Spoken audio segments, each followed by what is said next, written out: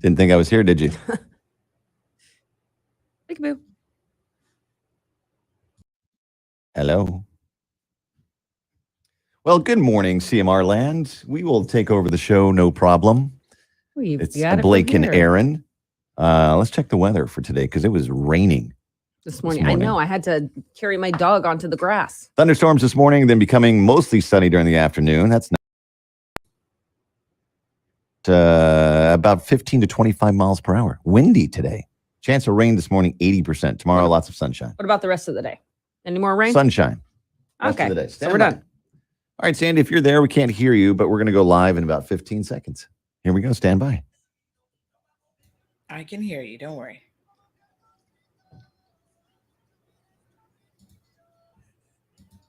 I got you.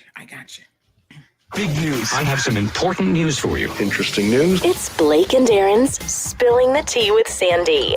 K-Man's top news headlines of the day from CMR. Good morning, Sandy. How are you? Good morning, Blake and Aaron. I'm fantastic. How are you guys? We are good. What do you got for us this morning? Awesome. So the tourism stipend continues to be a pain in everybody's rear. Mm-hmm. There's quite a number of individuals that have said that they've not received their stipend money. And so we reached out to the Ministry of Border Control last night to sort of get some clarity on what's going on. And they've essentially said that there were some persons who did not complete the survey.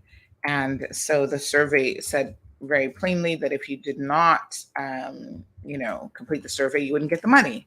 But then there are other people who are saying that they did complete the survey and they still haven't gotten their money. So we don't know what's going on, but we hope that it can be sorted out this week for sure.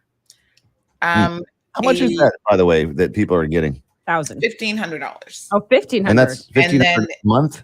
Yes. And then some people are being weaned off of it, so they're going to do $1,000 for the first month of the weaning off, and then I think it goes down to like $750 for the second month. Okay. Alrighty. Yeah, I'm thinking if you are working, but your hours are a little bit like less, yes, or I get that, but yeah, you should probably complete the survey and follow the directions. If you want that money, and that's what some people are saying. That listen, yes, I'm back to work, but the hotels are not anywhere near capacity, so I can only get a couple hours a week. And the tips aren't going to be, as lucrative as before, if that's what you rely on more. But you got to jump through the hoops if you want the money. Mm-hmm. Yes. So my dad said. A Jeep Wrangler that had been reported stolen. Yeah, I heard about that. Yeah. So somebody stole a Jeep Wrangler, and we helped crack the case. I'm happy to say. That picture you posted, was that the Jeep Wrangler? That was it. And where was it? Yeah. So we got a tip on the location, and we sent it to the police, and they got on it, and they sent us an email back thanking us for our contribution and confirming that was indeed the Jeep Wrangler. Did they nab the individual or no mention of arrest, so I doubt it. Our sources said that the Jeep was there, but no license plate on it. Mm-hmm. So I don't know if they were preparing to strip it or what they were going to do. But where was it found? Yeah, where was it?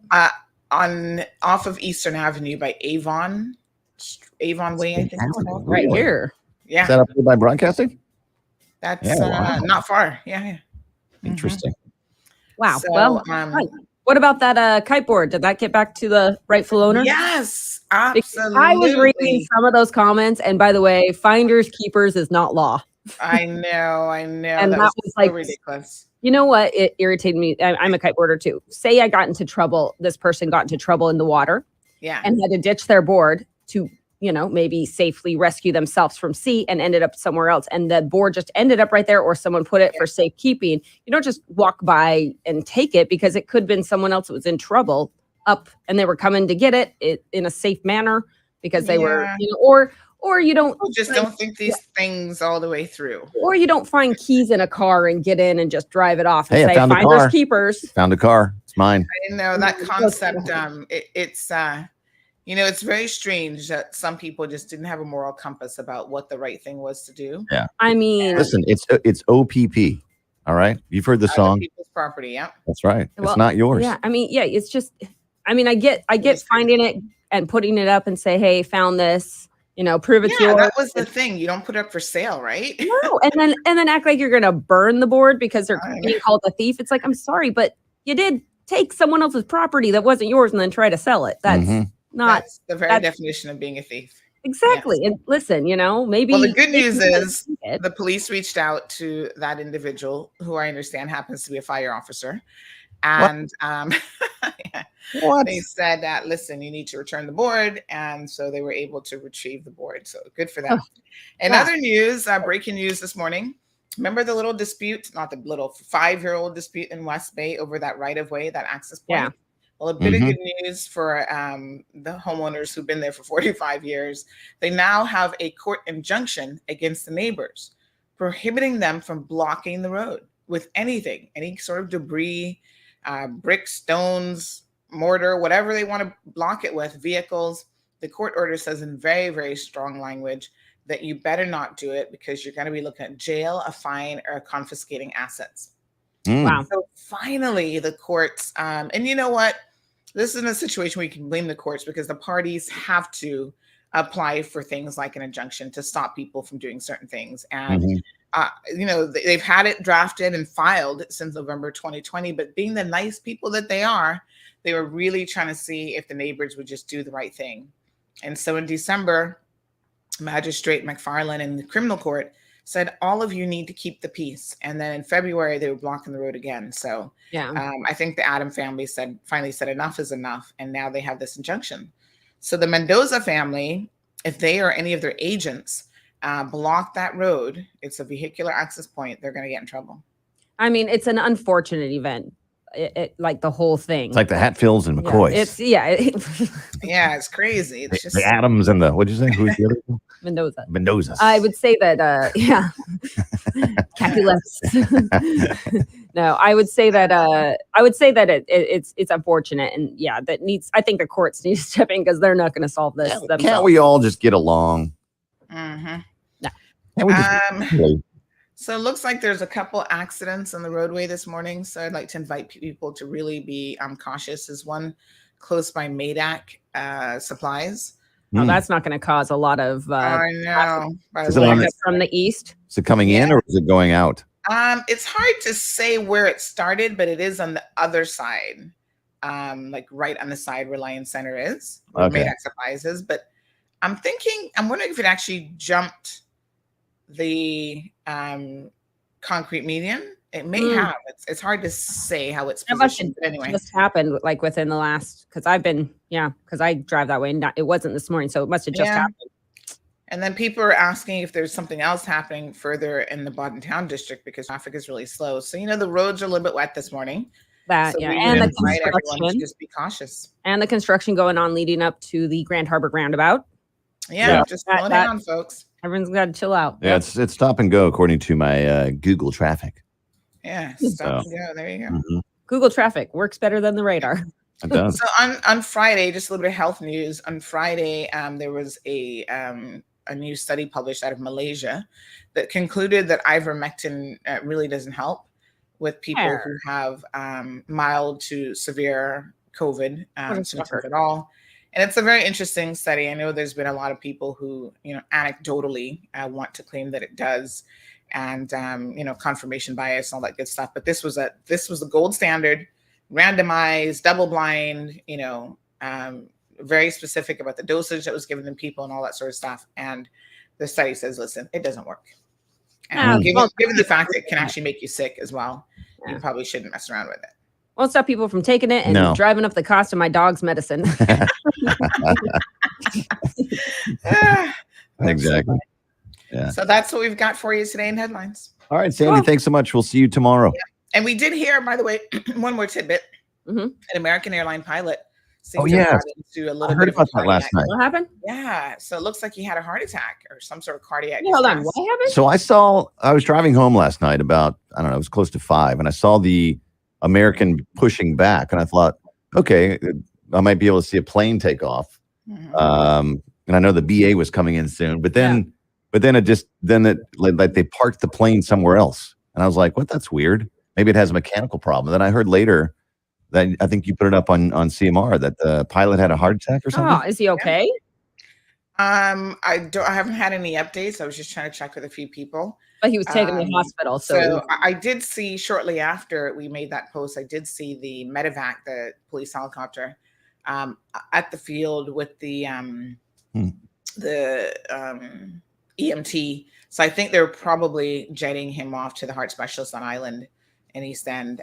So hopefully he's okay. But of course, now what happens to that plane? It's not like you've just got a pilot sitting around for American, in the Cayman Islands. So maybe they might have to fly a pilot in.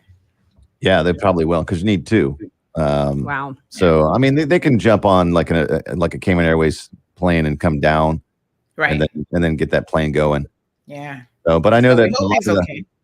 I mean, we have some of the radio engineers staying at the Hampton Inn, and I know that when I was there last evening, I saw the general manager there, Lee Perry, and he was saying that he was telling about they had a bunch of people coming to stay because of the flight got canceled. So, right, yeah, yeah, it's crazy. So I'm guessing there were a number of tourists that were on that plane. So, Wow. Anyway, yeah. Well, all right, you heard it here, only on 106.1 in CMR. Thanks for the news. We'll see you tomorrow. Good one, guys. All right, our segment with CMR brought. All right, folks. So there you have it. What a mess. We're going to get into all the details here in a second. I'm just looking at a few quick emails. And then we are going to kick off today's discussion. It is Wednesday. Hump Day Wednesday already. Can you believe it? Looks like we're in for a bit of a rainy day, maybe off and on. The weather here is so bizarre. Like literally yesterday, I was traveling with my umbrella because I thought, oh yeah, it's going to rain. And next thing I know, it was all sunshiny out. And I'm looking like a fool walking with an umbrella. It's the tropics, folks. You just never know. All right, let's get the show kicked off. Here we go. Did I play the intro song already? I feel like I probably didn't, so let me play it. You're now tuned in to the Cold Hard Truth, Cayman's #1 hard-hitting live podcast show, where we feature some straightforward conversations on political, social, and celebrity news and all things happening in the Cayman Islands and around the world. This show was created to give the people a voice and a means of being involved and informed without any filters. Sometimes it gets crazy, but we always keep it real. We bring you the tea, piping hot, so grab your favorite beverage and join the conversation via WhatsApp at 324-1612. Email tips@CaymanMarlRoad.com. Now, here's your host, Sandy Hill, broadcasting live from the beautiful Cayman Islands.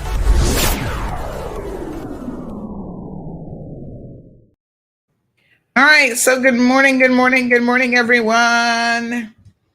Happy Wednesday. Yes, it is Hump Day Wednesday. Don't forget this weekend, folks, it's Cocoa Fest at Pedro St. James. Arts, crafts, games, music, food, treats, demonstrations, everything. I love this event. It's a lot of fun, actually.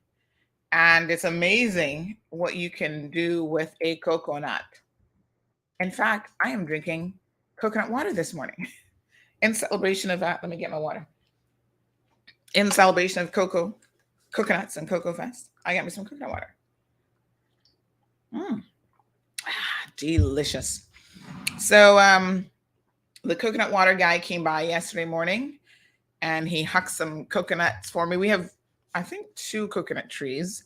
Funny enough, we're not going to have them for much longer, I suspect, because CUC contacted us and they said, these coconut trees are kind of in the way, of our poles. So this was sometime last year. It's been a while. And they said, we can cut them down for you. We can, shave off the top or whatever. And so we had a family chat about it. And I said, yeah, I'm not really attached to coconut trees. I'm attached to coconut water, which obviously comes from coconut trees. But I said, you know what? It's CUC, because CUC wants to take them down at their expense. I was like, if we had to do it, how much money that would cost. And then around the time of grace, I thought, ooh, you see, this is why sometimes a big coconut tree right next to your house isn't the best idea, because that topples over from a tropical storm and lands on your rooftop, woo-wee, you got a pretty penny in terms of a repair bill. So I'm like, keep the big trees further out in the yard. So we gave them permission to take it down. I don't know when it's going to happen. I think they've got it on probably a long list of trees that need to be done. So at some point, no more coconut water in the front yard. We have to call a professional guy to do it anyway. And man, he hauled off a whole bunch of coconut. We just got a little thing full, and he hauled off a whole bunch of coconuts yesterday. But it's good because once storm season starts, they're also projectiles. So they'll go flying in the wind. Stephen, good morning. Good morning to Irvelyn. We've got Wee Wee here. Good morning to Miss Lily. Folks, we're getting so much closer to being on air. I don't have an exact date yet. We were kind of hoping for the 1st of March, but I'm hearing that, it might not exactly be the 1st of March. But we are, fingers crossed, going to see how that goes. Oh, I forgot to, hold on. Forgot to send out my notifications to everybody. Oh, let me grab the Facebook feed. 1 second, folks. Hold on.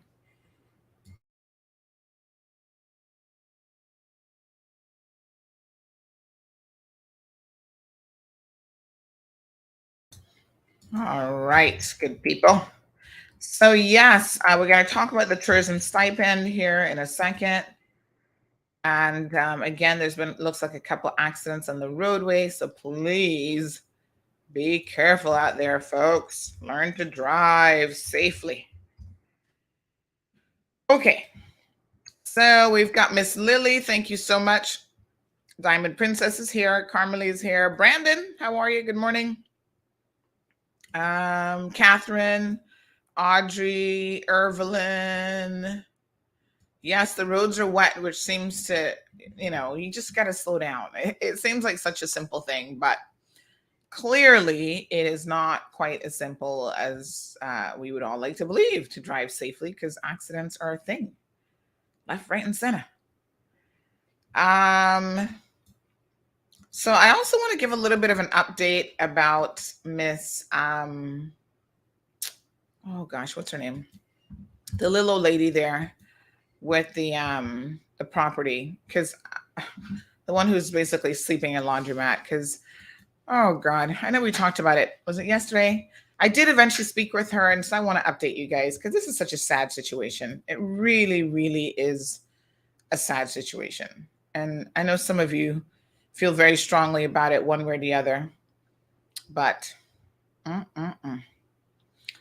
okay. And that'll become relevant in a second. I'll tell you why. We need to have that discussion. Carolina Ferreira says, do you know that ivermectin is a gold standard in the treatment of hair lice? Ew. No, I did not know. But that doesn't sound pleasant.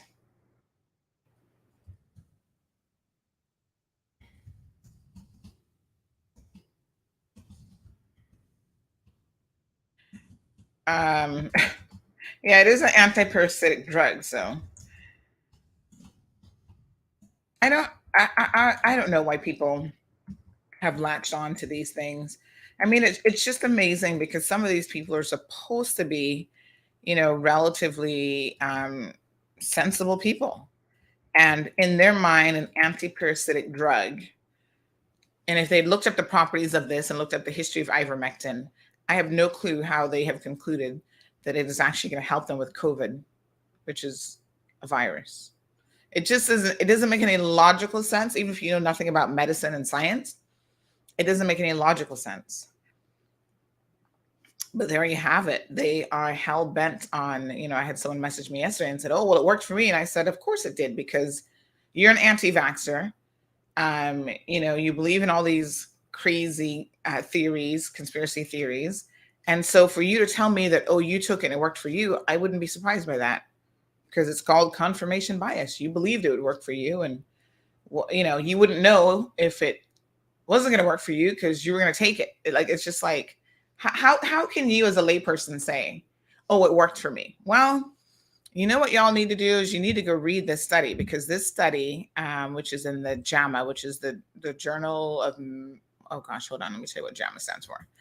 But go and read the study and you will see for yourselves that this is a legit study, not based on what your grandma told you happened.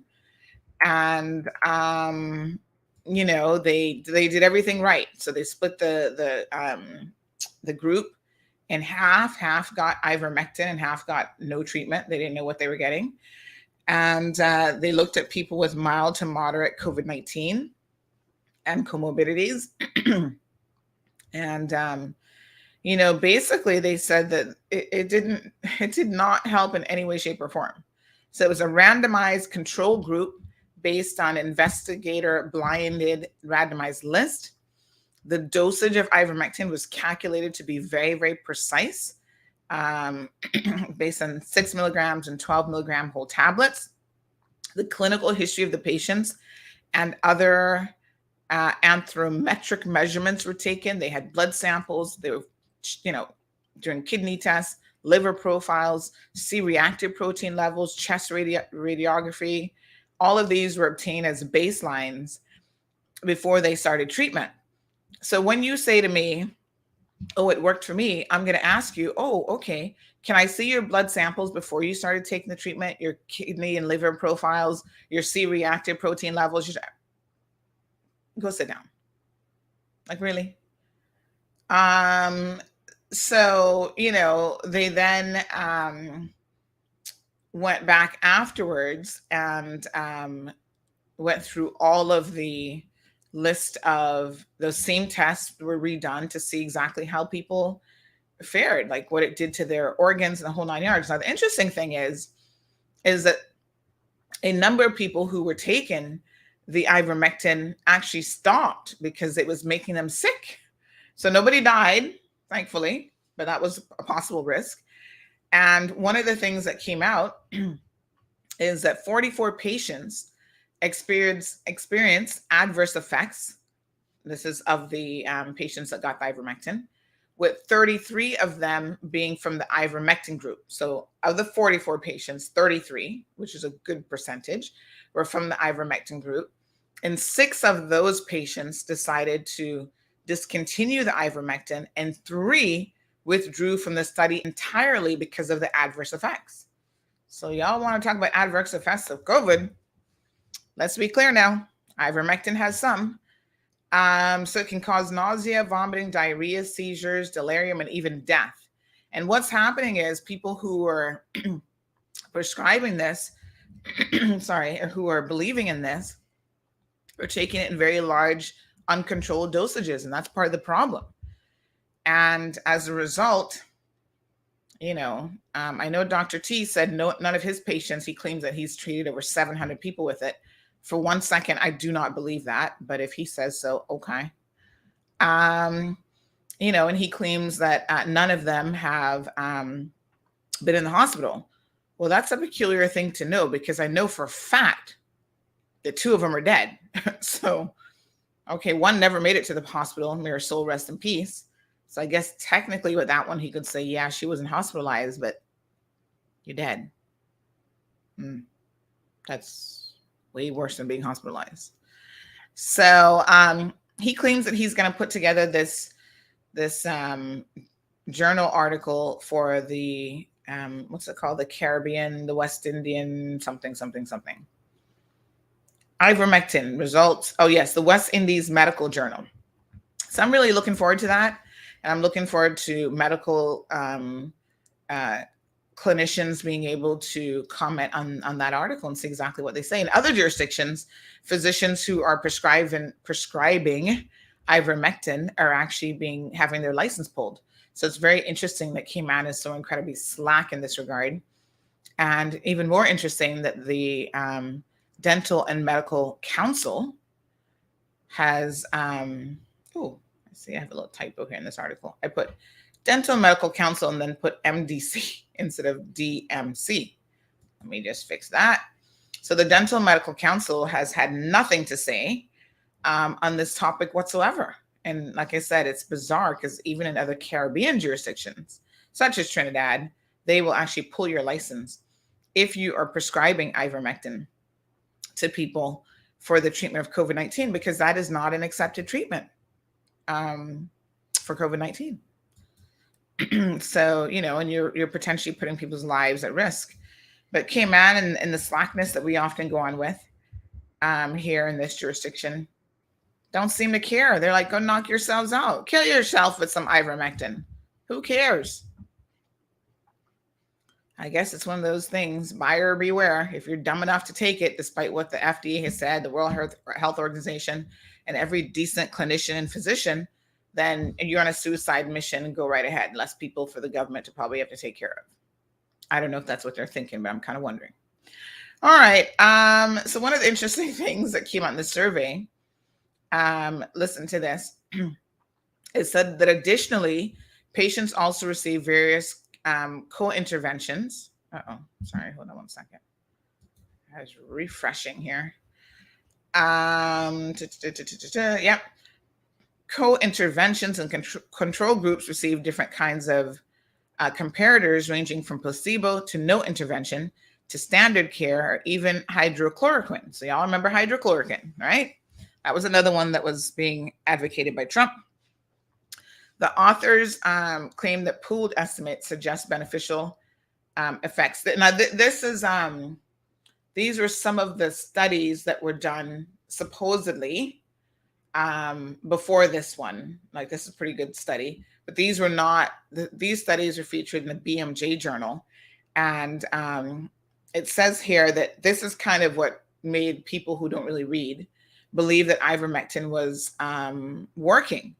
Because a few people started a study and most of them abandoned it because of methodological, say that real fast, methodological, weaknesses. And, but, they were like publishing stuff and some really, people who want to believe this, they jump on it like, oh, well, there was a study. And it's like, well, what happened to the study? You don't mention that the study was abandoned or, that the study didn't actually prove that. Like they're not reading any of it. Listen, even when I see, oh, there's a study in JAMA, blah, blah, blah, I click on the link, folks. And I go, did I not link this JAMA? Oh, hold on a second. This is supposed to be hyperlinked and I didn't link it in the story. Whoa. Just a second now. Y'all know that I got to link this. So give me 1 second. I'm going to put the link in here right now. I'm going to fix this. I thought I had linked. I saw where I meant to because it's in bold. And we always put links, the hyperlinks in bold. So that's easy to find. But listen, I always go and look at the article myself. A lot of these journal articles are not necessarily, some of them might be clinically, I wouldn't say challenging to read, but they're going to use a lot of medical terms and all that kind of stuff. So yes, it was published by the journal JAMA Internal Medicine on Friday. And I go and read the articles. So let me just hyperlink this in case you were wondering why it wasn't in the article. I'm going to fix that right now. But there's absolutely nothing stopping you from reading this randomized clinical trial. So go and have a look at it for yourselves, folks. Y'all want to be physicians anyway. You want to be Facebook doctors. So you should be able to read good, medical information. I had to restart my computer last night. Y'all know how I hate to restart a computer. But the power supply is making all kind of noise, child. So I called Marlon. I'm like, Marlon, the computer is beeping at me. And he said, save whatever you're working on right now. I was like, oh, Lord. And then, bloop, he hit that button on the CPU, on the UPS, sorry. And it shut everything down. So, sometimes I got QuickBooks files open. I got Word documents. Thank God that Microsoft recovers a lot of stuff, though. All right, so have a look at this. This is the actual study, folks. Again, I invite you to go and read it. February the 18th. And it says the efficacy of ivermectin treatment on disease progression among adults with mild to moderate COVID-19 and comorbidities. And it's the ITEC randomized clinical trial. And they give you all the details, the key points, the findings, the meanings, abstract. So yeah, you got to do a little bit of reading, folks. But like I said, y'all want to read stuff. You can even download the PDF document. You just click on that. Oh, access to free article PDF downloads. Yeah, so you can create a free account and whatever and get it. But this is the actual article here. Let me just increase the size a little bit. So, they go into quite a bit of detail about interventions, randomized, what the mean outcomes and measures were. Hypoxic state requiring supplemental oxygen. They tell you how certain things are defined. The results, 419 patients, and they break it down for you. So yeah, this is clinically, it's a lot of information. But again, if you wish to have this conversation about you believe in ivermectin, then you should be the type of person that want to read this kind of article, because this is what doctors do. And this is what scientists do.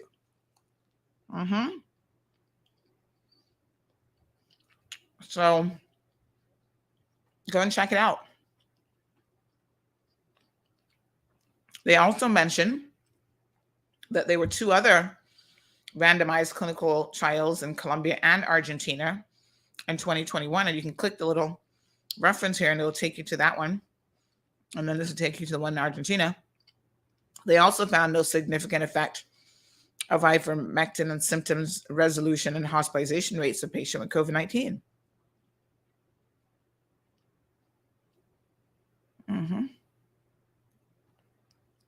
Then it makes mention that a Cochrane meta-analysis also found insufficient evidence to support the use of ivermectin for the treatment or prevention of COVID-19, because some of y'all was believing it was going to prevent you from getting it.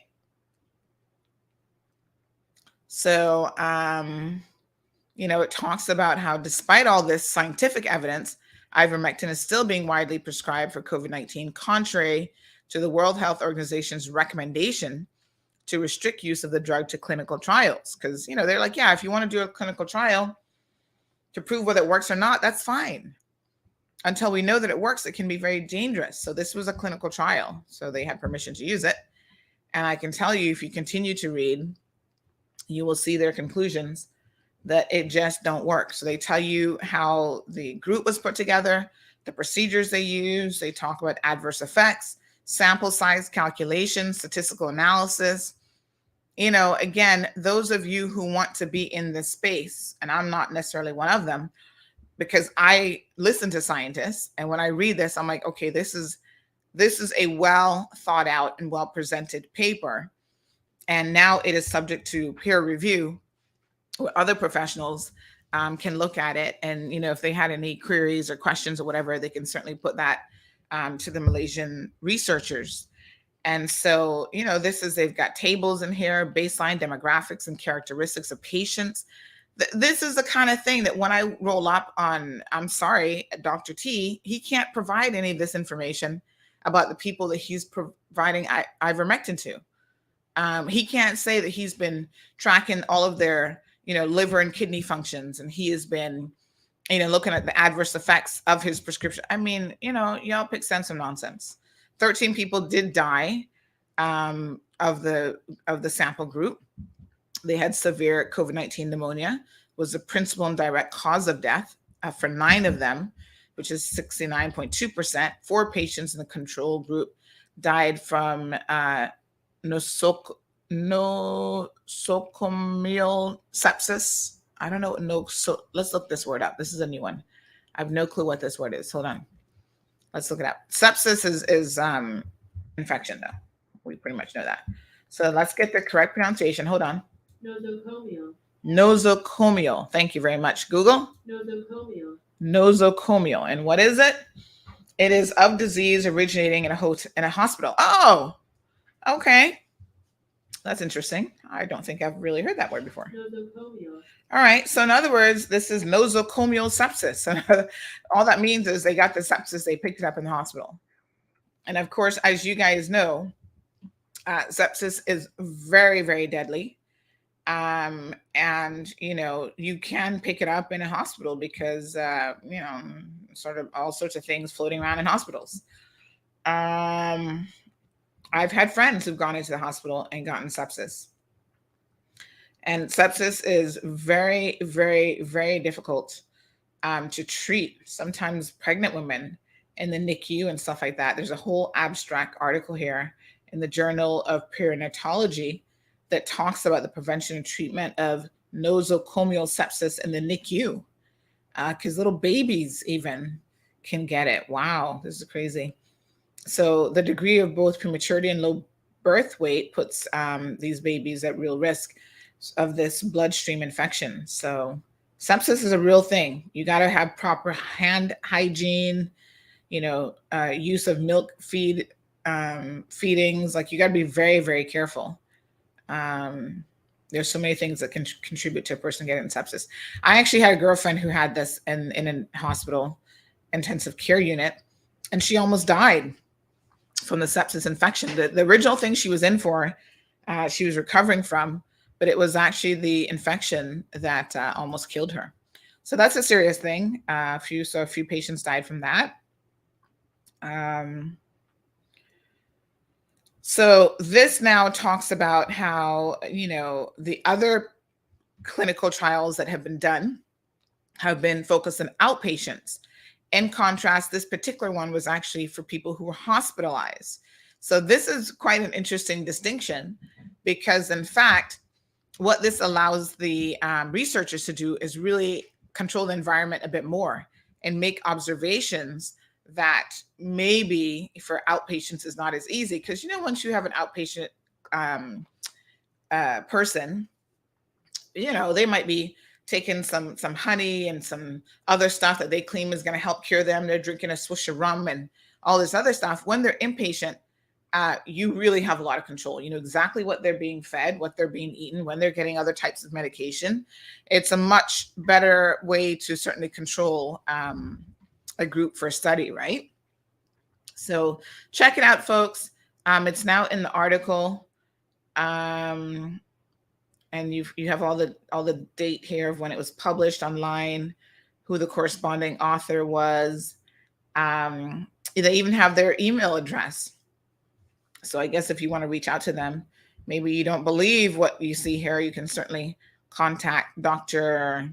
Stephen Chi Lum Lim, MRCP, Department of Medicine, and Raja, blah, blah, blah, blah, blah, at the Raja Permaisuri Bainam Hospital and Jalan Raja Ashman Shah. Okay.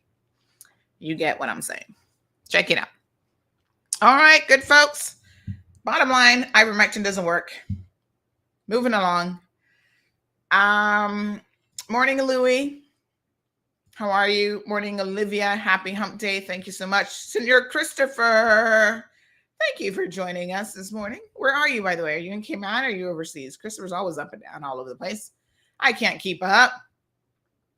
So somebody was saying to me yesterday that they were traveling for work. So now that there's no quarantine and stuff like that, work was like, get back to work. And part of your job requires you to travel. So people are getting back to normal-ish. Good morning, Senor John. How are you? Richard is in the house. Felicia's here. Louis is also here. So that would taste better in a CMR mug. Oh, yes, the coconut water. Emma says, good morning. Another day of bipolar weather ain't a lot different than many people I know. Is it a tropical thing? Yes, we do live in the tropics. When is rainy season? Is it rainy season yet? And you know what, Emma? Hurricane season is going to be right around the corner. So, my goodness. Yeah, the weather is, you just walk with it. Listen, I always keep more than one umbrella in the car because you never know. And we live in a place where literally it'll be raining here. And then you see where the rain stops. And right after that, it's dry as, a bone. So Atlas is asking about the young lady who wanted to commit suicide. The day that we talked about it, which was on Monday, we do know that the police went and did a wellness check on her and that she was, going to be getting some assistance from them. So I think that she's fine.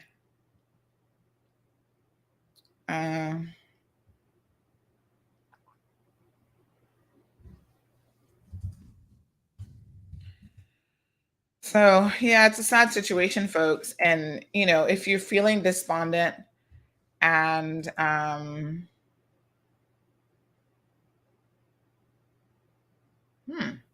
if you're feeling despondent and you need help, then by all means, please reach out to someone.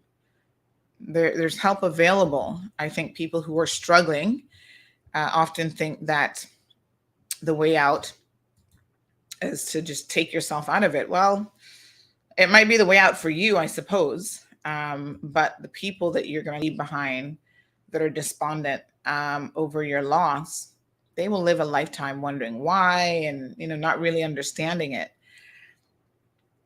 I don't want to say that suicide is selfish, but because I know a lot of people are just at that point where they feel like they have no choice. But you do leave a lot of people behind that will never understand what you did. And the sad thing about it is if you ever read up about like children of people who committed suicide, sometimes they themselves feel like, well, if my mom did it or my dad did it, they're going to do the exact same thing. So it becomes like a multi-generational decision as well, which is quite sad.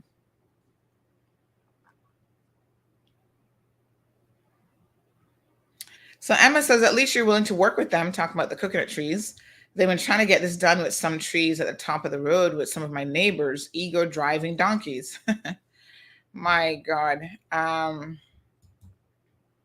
I'm not that attached to, and I know some people can get very attached to trees. I'm not that attached to these coconut trees. We came and found all the trees here when we purchased our home. And, listen, the next storm comes, can, like I said, blow it over. What are you going to do then? They blow it over I was more attached to my plantain trees that my husband had planted so I could have plantain whenever they bear. And they got blown away by the storm. Grace was not very graceful. She took my plantain trees. And I was like, why? I love plantain. He's like, I'm going to plant, because he's planting all this stuff, tomatoes and cucumbers and carrots. I'm like, great, more vegetables. That's fine. And then one day he said, well, what do you want me to plant? And I only really want two things. I want a Cayman mango tree, which we had a mango tree, but it's not a Cayman mango tree. That one is a West Indian, what's it called? East Indian mango. Anyway, I don't eat it. It's been bearing all the time. I don't eat. People are like, oh my gosh, can I have a mango? I'm like, knock yourself out. I don't eat any. Listen, I just love me a local mango, a little brown local mango, please. With some salt, pepper, and vinegar. I can't wait for mango season, y'all. So, someone, I think Miss Corrine gave me a local mango tree and it's planted. Now, I don't know. That'll probably take 20 years before that gets big enough to give me a little mango. But anyway, in the meantime, big shout out to Miss Iva Hart, Miss Lisa Scott, and others who have beautiful local mango trees. And they're always willing to share with me during mango season. And I can't get enough. I got to tell y'all a joke. When I first moved back to Cayman, I had missed these mangoes so much that I would sit down and eat mangoes till my belly was going to pop. Like literally, when you eat so much, especially with the salt, pepper, and the vinegar, like the sauce, it kind of makes your teeth, like it puts them on, what's the term for it? Kind of like on edge a little bit. That's what I was doing. But I was like loving it. And I had two dogs at the time, Oscar and Rupert. And I swear, this is not a lie. I would sit there eating it so much that my dogs would be looking at me like, whatever you're eating must be really, really, really good. Because, I'm like, And so one day I'm sitting there looking at them and little Rupert was like, this looks delicious. So I decided to give him a piece, minus the salt and whatever. I kind of, that wouldn't be good for dogs. So I gave him a little piece of the turned mango and he ate it. And from then on, him and Oscar used to eat turned mangoes with me. So I'd like cut little pieces for them and give them. Oh, child, what can you do? But yes, I love me a local mango and plantain. Oh my God, I could eat plantain for breakfast, lunch, dinner, snacks, and anything in between with any meal. Like it's perfect with breakfast, it's perfect with eggs, it's perfect with I can't think of anything that plantain doesn't go with. Except, I've never had plantain in bread. Like I know this is a thing, and people are like, what? How can you say you love plantain so much? And yet you've never had plantain with bread? I don't know. People tell me about this plantain sandwich concept. I'm like, I don't know. Like I've never been minded to try it, so I've actually never had it. My friend Kevin be like, yeah, but if you go to some restaurant, they tell you they're gonna give you like how they have the avocado toast. If they tell you you're gonna do plantain toast, all fancy and whatever, we bet you'd eat it then. So I just laugh at him, but I don't know. Plantain and bread. See, I'm not a big bread person really, so I'm just like, plantain and bread. Aliano, good morning, says, I'm always perplexed by those who put themselves in situations taking medical substances that are clearly dangerous versus seeing the facts. Yes, Kayleen, it is still a topic because people are taking it. And so, the actual clinical researchers are trying to get you to understand why you shouldn't take it. If it's not beneficial, why are you taking it, first of all? And then if it has the ability to be harmful to you, you shouldn't really take it. Good morning to Peter. Celine is here. Good morning. Thank you so much. Yes. Oh, Miss Corrine, there you are. I think it's good. I haven't really checked on it, but I tell people don't touch the mango tree. Don't look at it too hard. Just leave it and let it grow. But I believe it's coming along, as far as I know.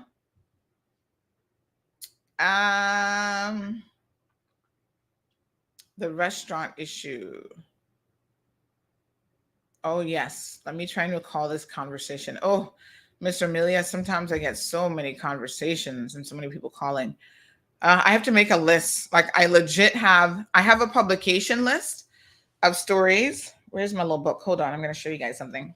I have to write it down, Chad. Because there are so many things that people call me about that sometimes I forget.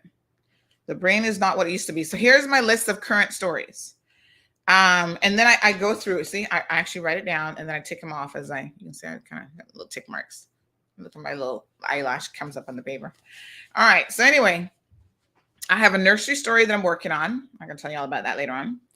I did the fitness influencer one last week. It was over a week ago. Did the one on Cayman Prep. That's been on the list for a long time. I have a story about the airport. Actually, I have 2 airport stories. One in relation to why over 80% of the people who work at the airport are non-Caymanians. Okay. And then the other one is about a security breach at the airport. But I'm confused about this one because the official response is some kind of cockamamie, blah, blah, blah. There's one about a sexual assault. The prison wedding, which we did already. So that one's ticked off. School self-harming. So there is a school in the Cayman Islands where a lot of the kids are actually self-harming. But I'm doing a little bit more research on that. That's probably going to go up in the next day or so. And then I have a complaint about an immigration situation that I'm looking into. And then listen, Caymanians not getting jobs is just a regular, unfortunate conversation that we're having every single day, which is unbelievable, quite frankly. But it is actually happening. And it's not just in restaurants, but we did talk about it a little bit yesterday, Miss Amelia, sorry. So I don't know if you missed yesterday's conversation, but this is just an ongoing situation. But yeah, my list of stories that I'm chasing up. Oh, yes. And let's not forget the school teacher who has all of these inappropriate TikTok videos and social media presence.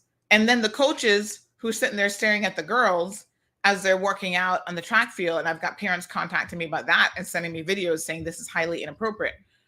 Oh, Lord, the stories are, and those are just the stories that I have to do because Renee writes a lot of the stories on the website, but there's certain things that she's just not going to be able to put in context and she doesn't have the contacts to kind of put it together, right?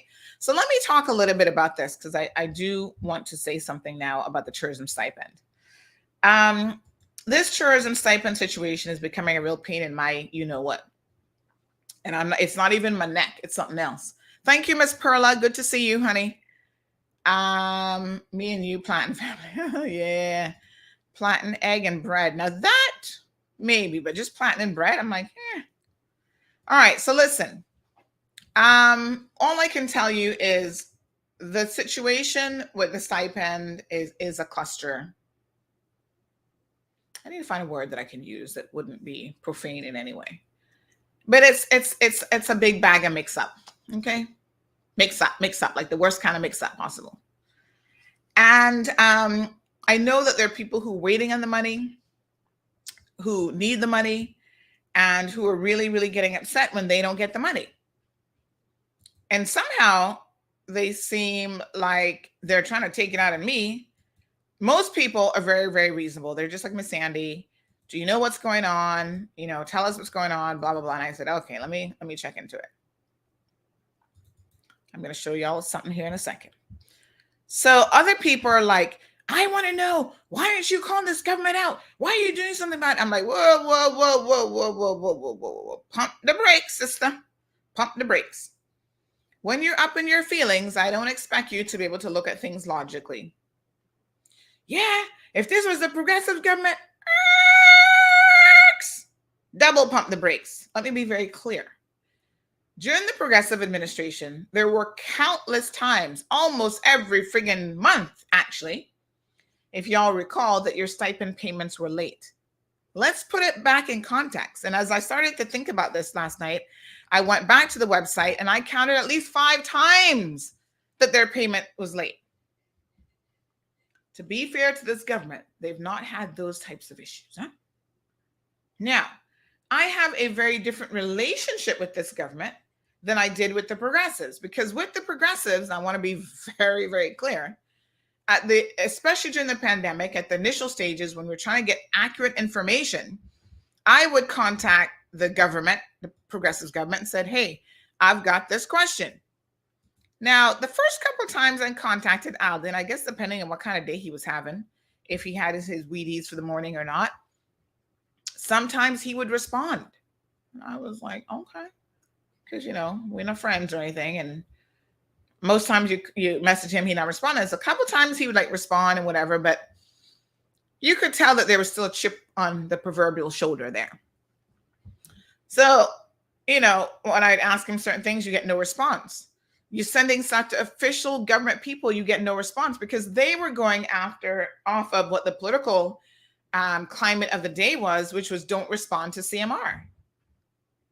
We'll invite her to the events that we want her to show up to. We'll send her press releases because we want her to print our information.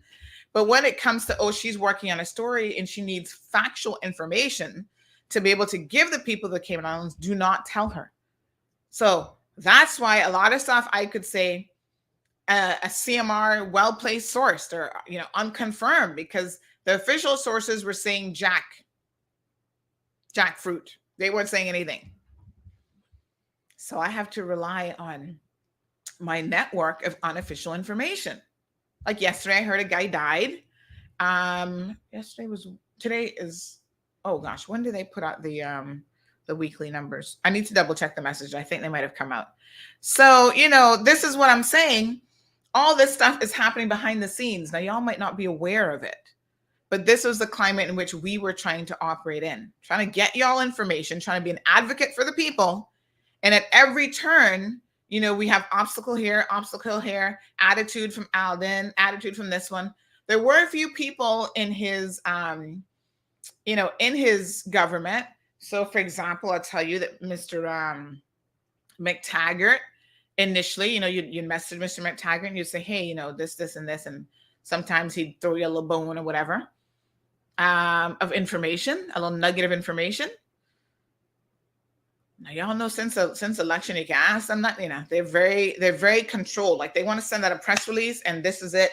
We want you to push our agenda. Don't ask us no questions. Don't say nothing else. And it's like, come on now.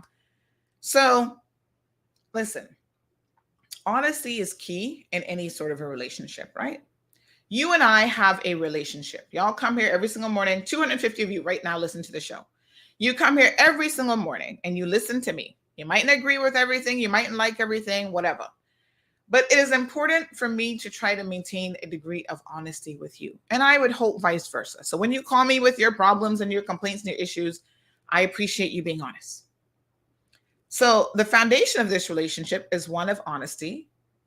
And that's how we're going to build trust. Okay? Now, the PACT government, y'all know, I am giving them an opportunity. I am pro-PACT government in the sense that I'm going to give you a chance. And as Lottie used to say, Aunt Lottie, give people enough rope, and if they're going to hang themselves, they're going to hang themselves, and that I got nothing to do with you. So you sit back and you make your observations and you wait and you see what is going to happen. Is the PACT government doing everything right? Hell to the no. They're making mistakes? Yes. Poor decisions? Yes. Correcting it quickly? Yes. The difference with them is they're actually open to questions. Now, when I say them, I also mean the civil service. There has been a shift in the civil service. So now I can email as I did last night at, let me tell you what hour of the night I was emailing this poor woman. I'm well aware that they don't have a 9-to-5 job, but here I am at 7:44 p.m. I messaged Clifton Hunter School with an urgent request for comment. Now, you know, the school administrator is not going to comment. We're going to talk about that situation later on. And at 7:31, I message about the tourism stipend to their media communications manager, whatever her official title is. And then by 9:05, she sends me the statement to my question from 7:31. So I'm going to give them time. Now, I don't give them a whole lot of time because the people are breathing on my back saying, we need to know what's going on, Sandy. And you're the only one who can tell us. So they know that when I send them an email and I say, listen, this story is going to publication tonight.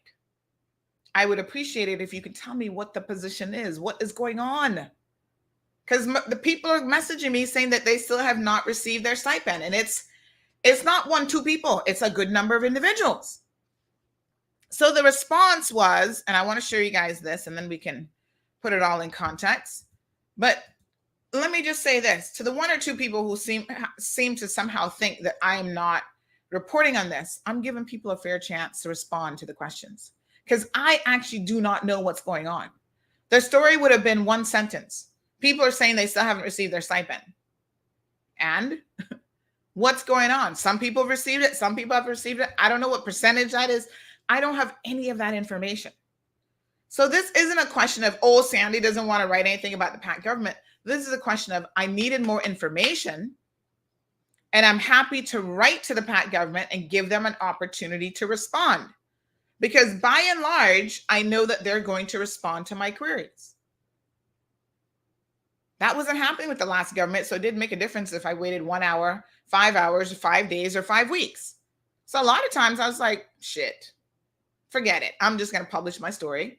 If it's 80% correct, it's 80% correct. After it goes out and then people start talking about it and they get all up in arms, then the government will issue an official statement and say, oh yeah, Ma Road not got a full story. Well, we not got a full story because when we message you, you wouldn't respond. This government has approached things a little bit differently. And I want to say that they do this with all media. I'm sure this is anything unique to CMR.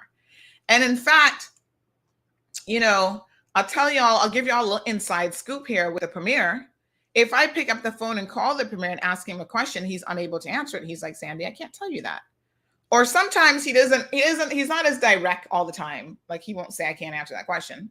Although he has said that before. Sometimes he will actually say, once he said, how late are you going to be up? And I was like, what? What does that have to do with anything? And then afterwards, I realized that they were working on the press release as I was asking him the question. And he knows the police should know the same thing. When I call you and I ask you a question, very, very specific, in fact, that means that I already know what's going on, more or less. I'm just trying to get the official response, official confirmation, whatever. And so the story is coming. It's just a matter of, are you going to add anything to the story?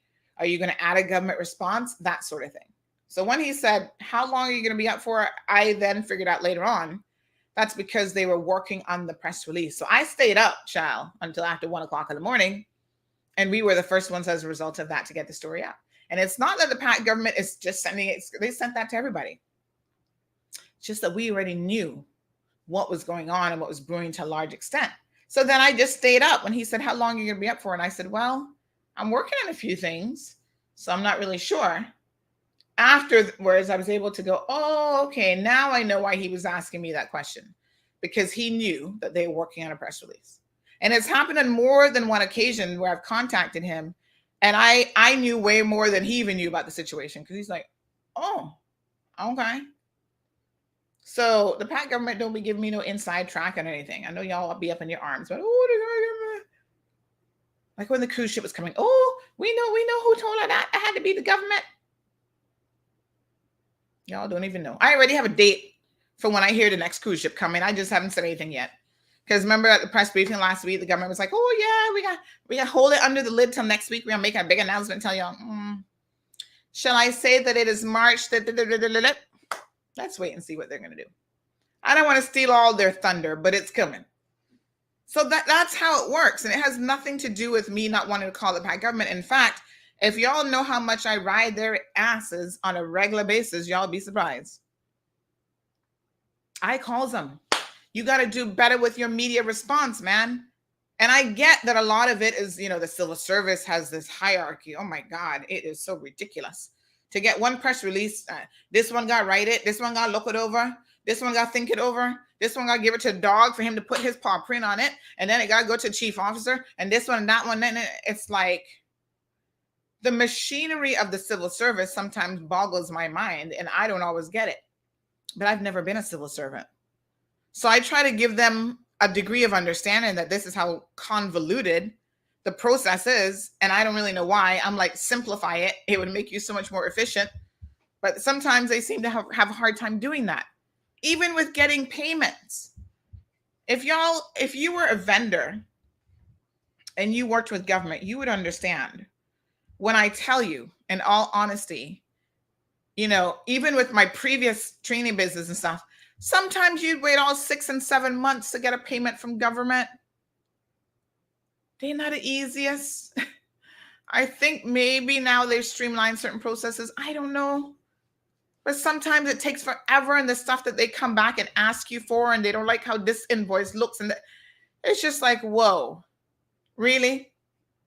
When you're used to dealing with private sector, all of that red tape does not exist. Government, love them a red tape. They should be called red tape. Like, seriously. Everywhere you go, it's like paperwork and this and that. And, it's ridiculous. So this stipend situation is no different, I suspect. And I think I know exactly part of what's going on. So when the decision was made to cut people off in the stipend, and then that was reversed, I mean, the minister himself said, yes, thanks to his colleagues, they kind of came up with this, what were they calling it now? This progression thing where basically they're going to step you down $1,000 payment and then the next payment, right? So when that happened, the financial arm, this transition program, as they're calling it, the financial arm had already received instructions that these certain people, 600 people or whoever, were not to get paid. Now, I want y'all to think about this for a minute, in all fairness to everybody involved. You have instructions on, when was the press briefing? Last week, Thursday? So you have instructions on Tuesday and Wednesday not to pay some 600 people. Then they reverse it on Thursday. And then you're told, okay, give them $1,000 payment. And then the next payment can be $750 or $700, whatever it is. You do know that that's a nightmare. Just the amount of paperwork and getting it right. That has now created a nightmarish of a situation for the entire accounts department who's trying to do these payouts.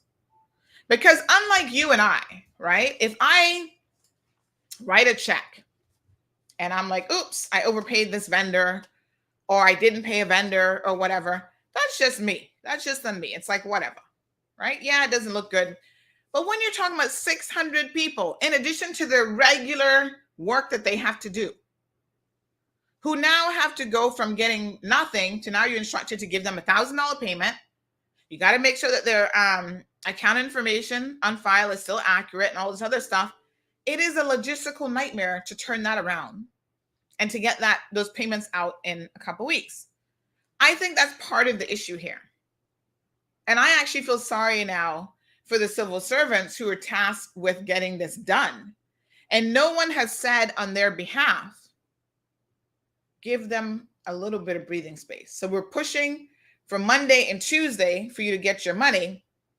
But if you don't get your money by Tuesday, don't send out the armor, don't send out the armed guard to chop off the head of these poor civil servants. That's part of the issue. The other part of the issue, which by waiting for government to respond to my question last night, they have disclosed the following. So you guys remember this email that went out to the displaced tourism employee individuals. And it says, I forget what the date of this was, but actually, hold on. I can tell you what the date is. Hold on. One second now. February the 3rd. They sent out this email. And they said, we need you to do this no later than February the 8th, or your stipend money will not be received. All right. Apparently, there were people who ignored this email. I don't know if they didn't get it, if they didn't see it, or what the situation is. But some individuals didn't pay attention to this, didn't see this deadline, didn't see here where it said, here's the link that you must click on in order to continue to receive your stipend. And if you do click on the link, you're not going to get your money because this was a compulsory survey. Okay? Asking you for updated information. Now, to be fair to some of the recipients, they have said, Sandy, I did that. I filled that out and I still don't have my money. The majority of those people, from what the observations that I have made, were on the remove list. And now they're on the list of, okay, add them back for the $1,000 transitional payment. So the ministry has said they've got additional staff. They said they've been really busy with a lot of phone calls, but here's the number, 649-6939. Give them a call. Email them at stipend@gov.ky. Make sure you put tourism stipend in the subject line and see how you can go about getting this sorted out. By the way, it's so ironic when someone says, oh, you're not posting it. We've been the only ones talking about it. Who else is talking about these damn late payments? Not a soul.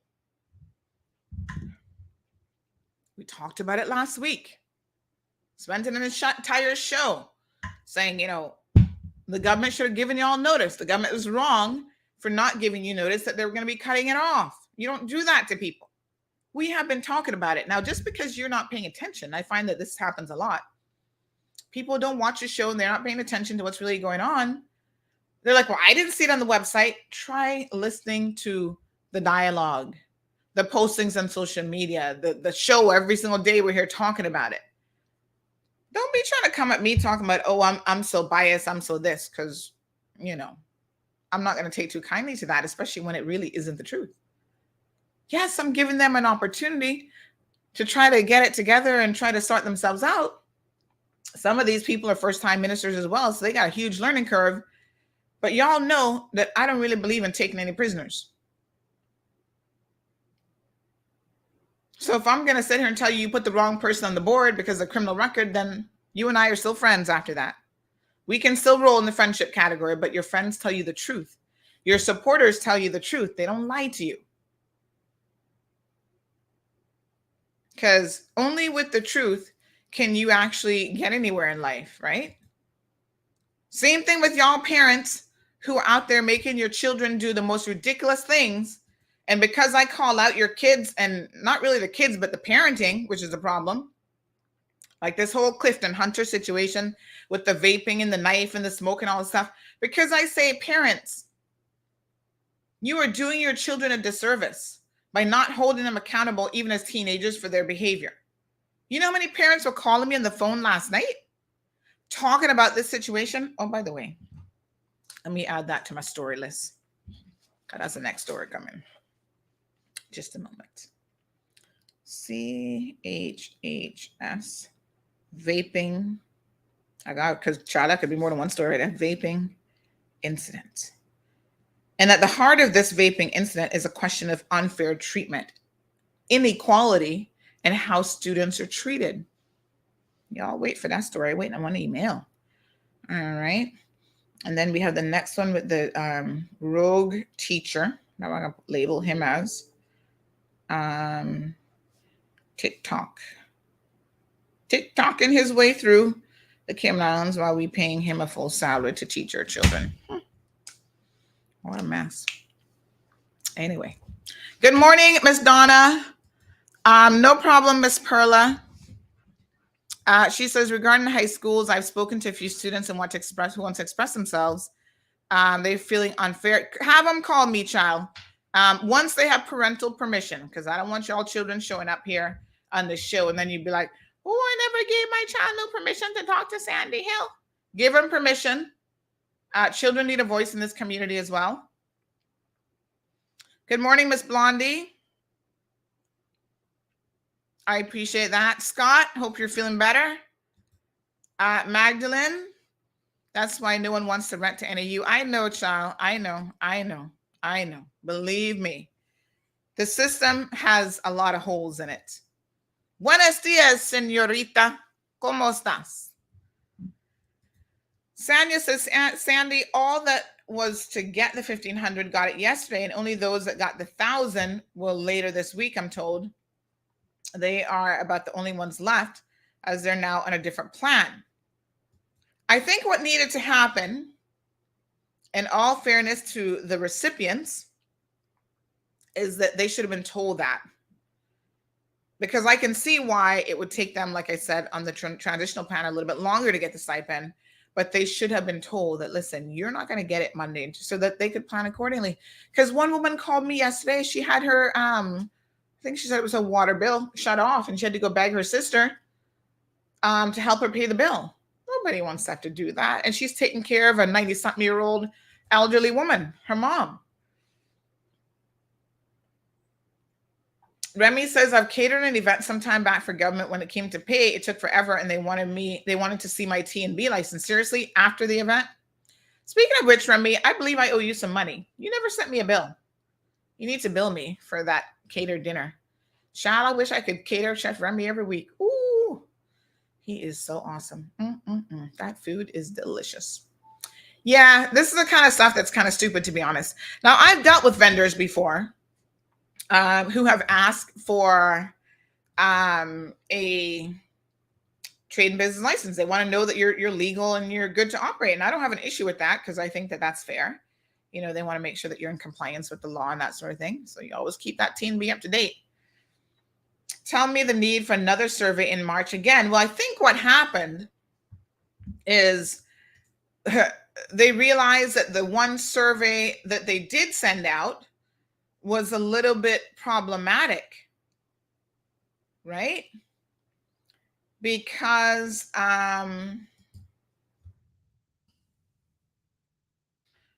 you know, they were asking you if you basically had like full-time employment or whatever, and not really asking you how many hours you were getting, what your pay was, and that sort of thing. So I think that they recognized, and they acknowledged anyway, that there were some gaps in the system. So I believe that that is why they are now going back to the drawing board, Ellie, with a view to getting some additional information from people. I would say email, but yeah. Big said 1,500. Wow, first time I'm hearing about this. Hearing about what? What part? I'm missing something. Binks, clarify that for me. At the end of it, yes, the stipend will stop, but is the tourism industry up to level to maintain a certain minimum versus a maximum? I'm slowly getting back on the sea, but isn't seeing the income necessary. And this is a real question, Aliano, about at what point will government have to pull this back, and at what point will people have to really get back to work? And the climate isn't going to be the same. Government has spent millions of dollars on this stipend supporting the tourism industry. And I continue to tell you all that there's no such thing as a free meal, but I don't think that you guys are really listening to me. And you don't see how you will end up paying for this. We all will end up paying for this. And that's why when people are taking advantage of the system, I can't tolerate that type of nonsense.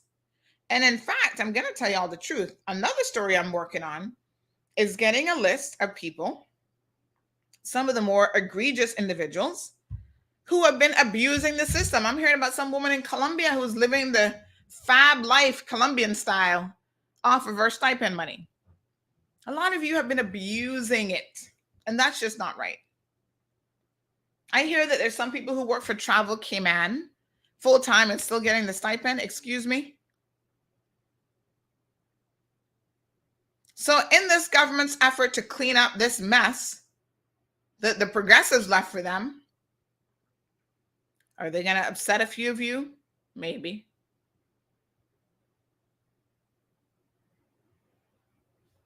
You got to look at the bigger picture as well.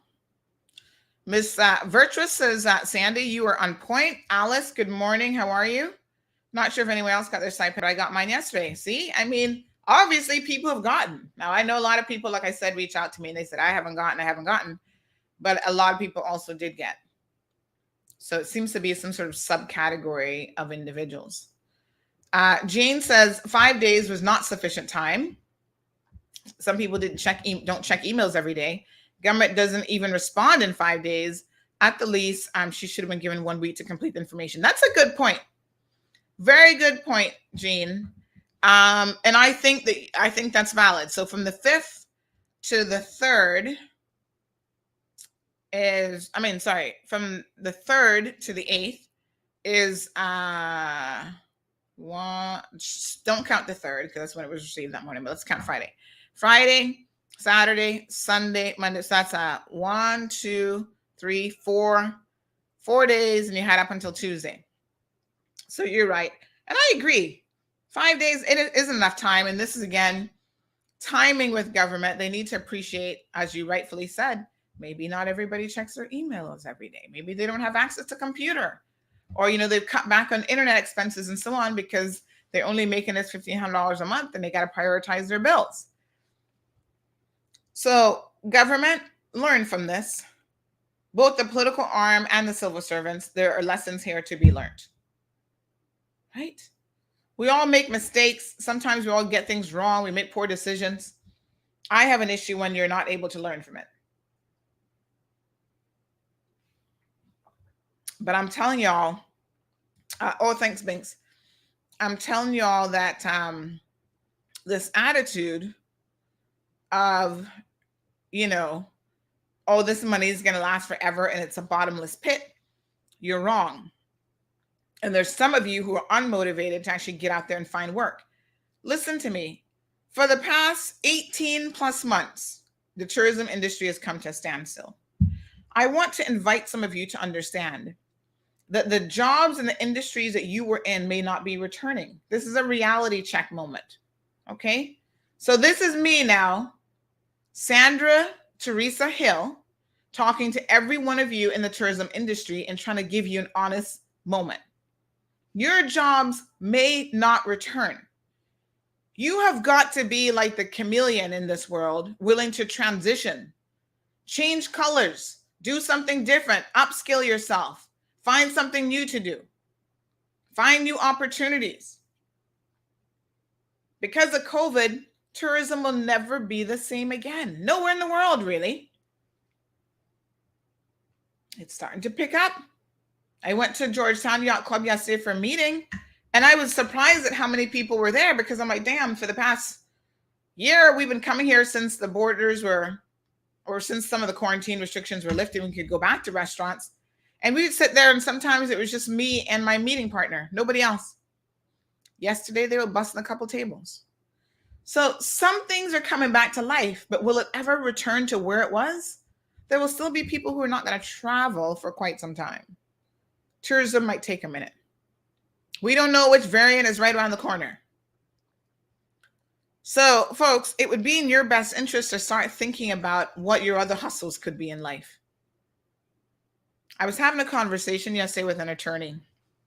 We can talk about some court stuff here in a second. And she was like, there's a young lady who's doing articles with her, and she said, you know, Sandy, you would be really good on this side of the table. In other words, a defense attorney. And you know me, I'm looking at her sideways like, I don't know nothing about that. She's like, you'd be really good on this side, but oh, you want to be on the corporate side. And I said, no. I said, you know what?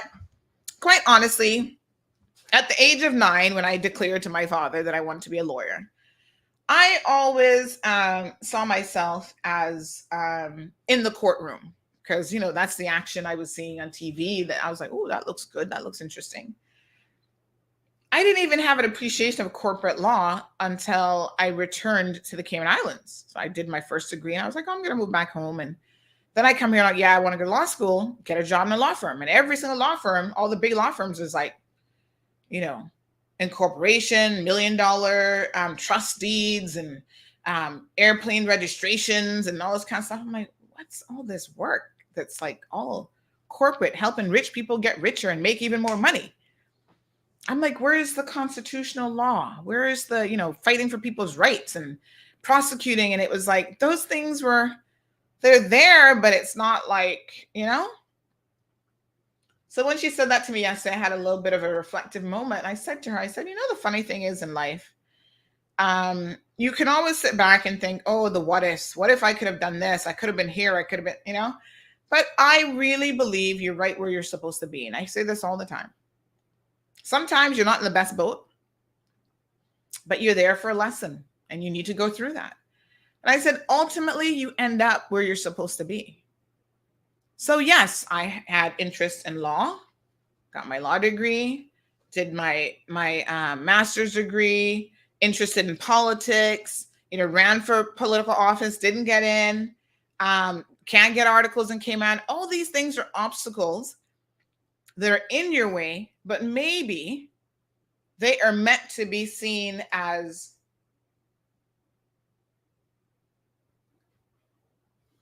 just things that are steering you in the direction that you're supposed to be in any event. When I ran for office, I was thinking, I want to be a champion for the people. I want to be their voice. I want to affect change. The people said, nope, we're not voting for her. Okay, no big deal. Now look at me. I get to sit here talking to 275 of you right now. 5,000 people later watch this video. And on a daily basis, I am more effective and reach more people than most politicians. Isn't that ironic? I'm not trying to pat myself on the back. I'm just telling you all the facts. So my desire to be of use to the community, to give people a voice, to be, you know, speak out on behalf of children. I was thinking, oh, I need to get in politics to be able to affect that change. And it turns out I probably would have been impotent as a politician, because you know how it is. You get in there, you got to toe the party line. At the time, you know, I was riding a little bit with the progressives. You'd have to be putting up with all that foolishness over on that side of the fence. Now I ain't got to answer to nobody, really. I'm my own boss. With limitations, of course. But you know what I'm saying? Think about it. People can't tell me what to do and what not to do. I wake up every morning. I have clients now. That's different.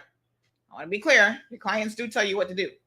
But by and large, I wake up every single morning and I said, okay, what's the pulse of the community? What's going on in the community? What y'all want to talk about? What's important to you? And I'm riding that horse like nobody's business. I don't have to care if politicians don't like me. We've got this platform, this amazing platform, that whether they like us or not, they're going to pay attention. Isn't that ironic? You're right where you're supposed to be, folks.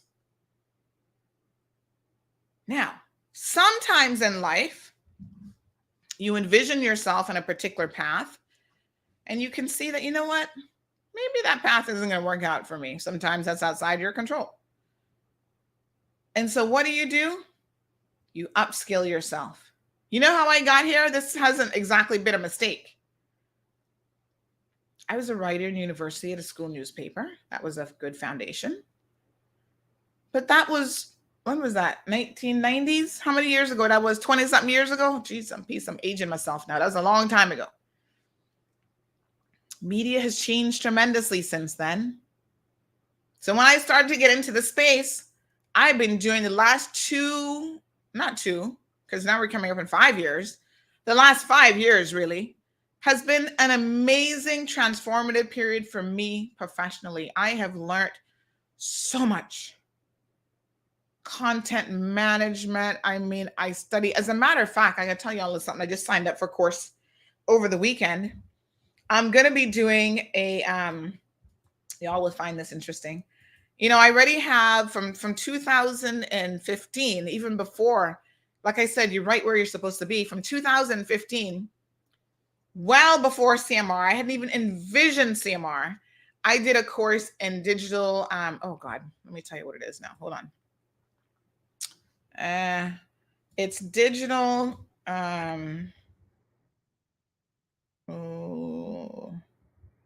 It's digital marketing, something.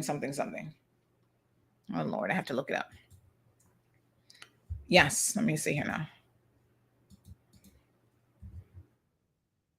So yes, digital marketing diploma. And this was in 2015. I can't remember how long it took me to do the course, but it wasn't a terribly long course. I did this course and I completed it with distinction, got me some certified CPD credits. Okay. From some online institution. This was the foundation diploma in digital marketing. And it says that I've demonstrated proficient comprehension of the foundation course of syllabus and therefore I was awarded blah, blah, blah. And my grade was with distinction because I really focused on it and, did what I had to do. Every single day, this digital world is changing in so many amazing ways. And so just over the weekend, I've been mulling over this for a little minute now. And so over the weekend, I actually signed up for this MBA program. It's like a 1-year program. Let me tell you all now what it is. And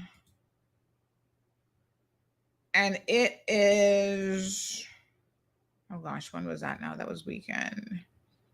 I haven't started yet, so I'll tell you the name of it.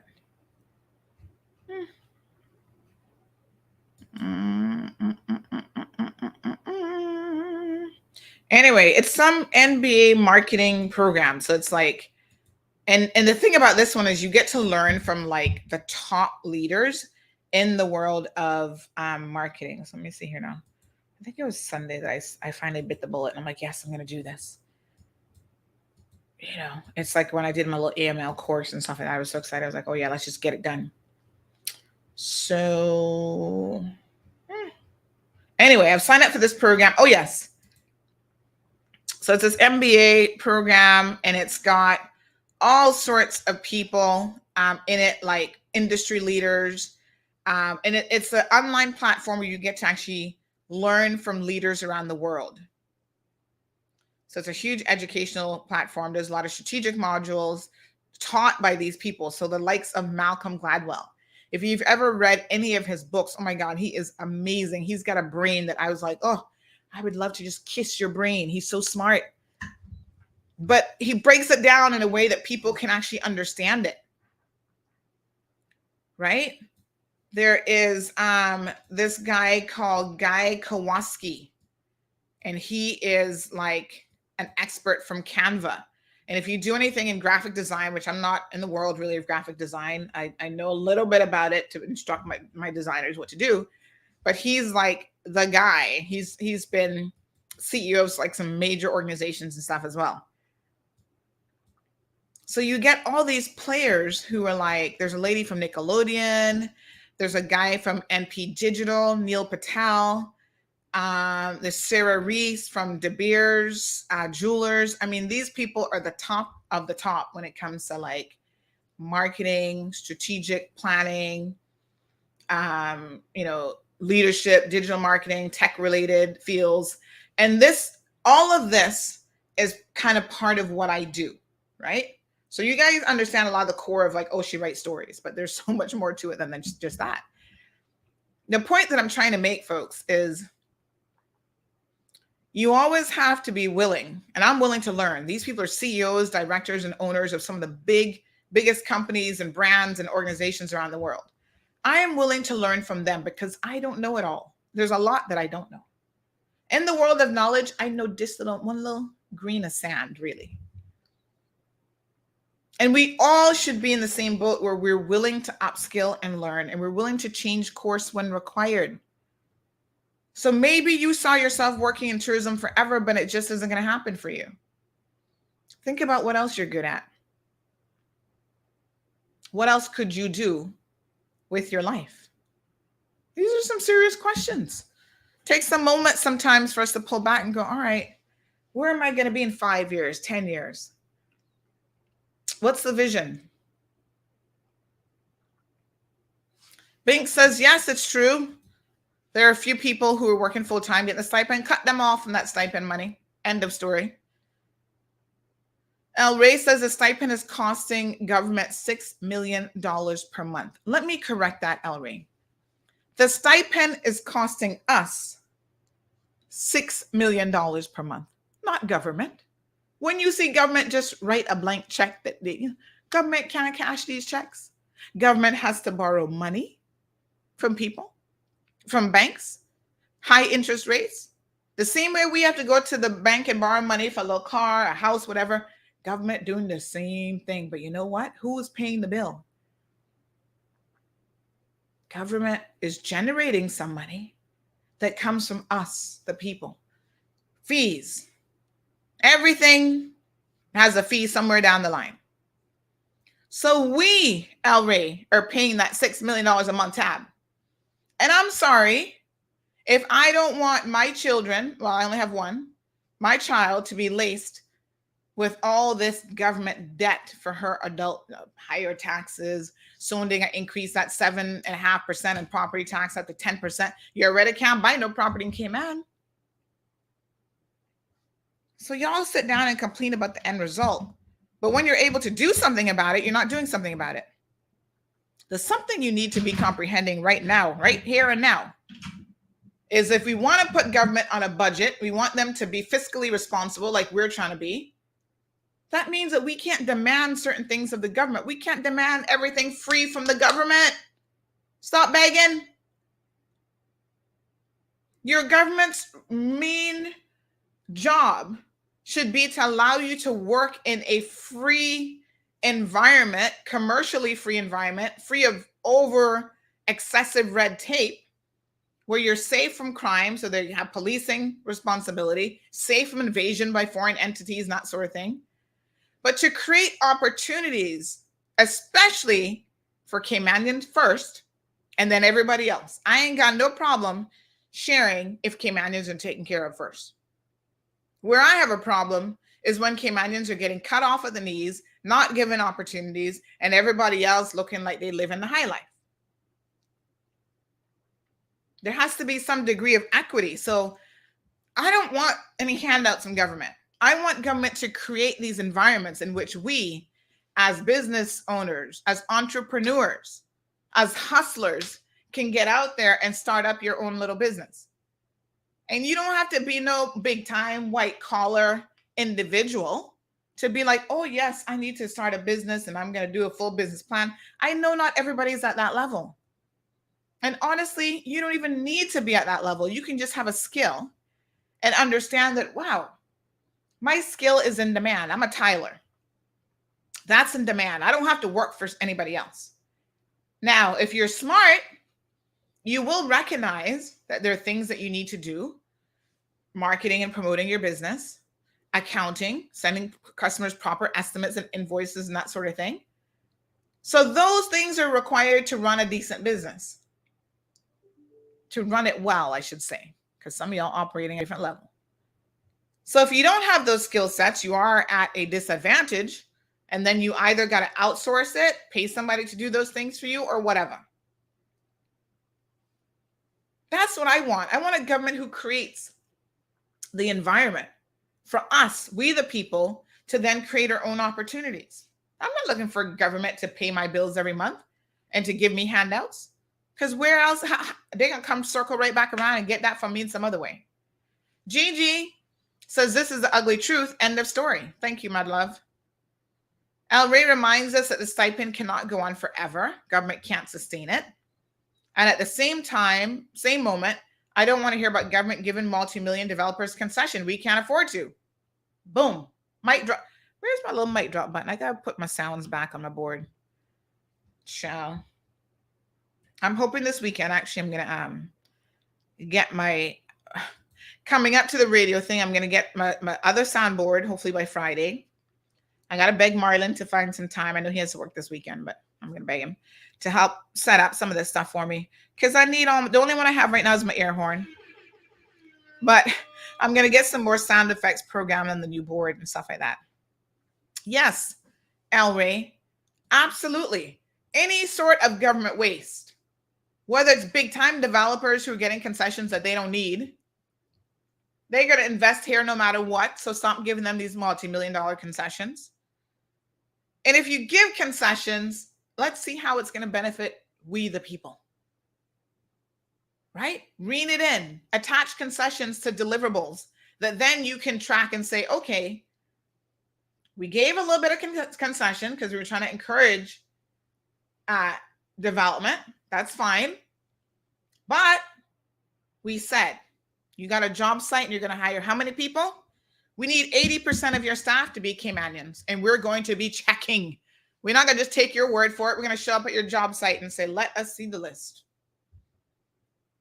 These are the things that you put in place if you're going to give people a certain benefit.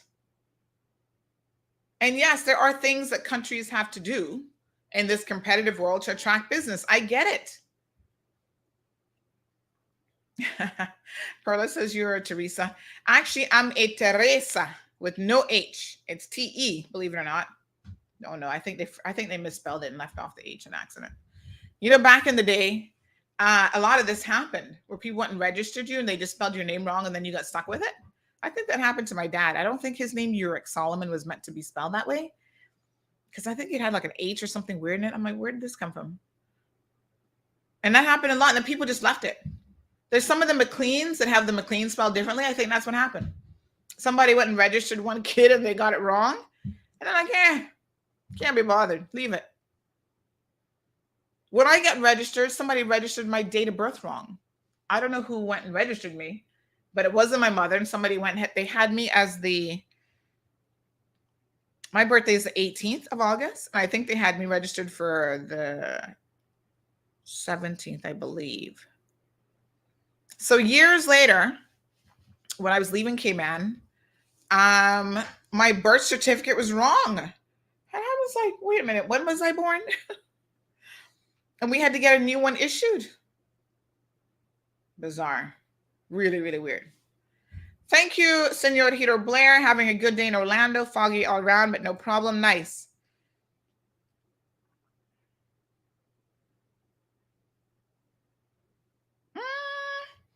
Innocent faces with a criminal record. Child, don't even get me started. Hi, Louie. Says wisdom is found in the simplest place and in the nick of time. Yes. Well, they're not taking applications anymore. And obviously the applications have been closed for a minute. What they're trying to do is, clean it up. because they're people who fell through the cracks.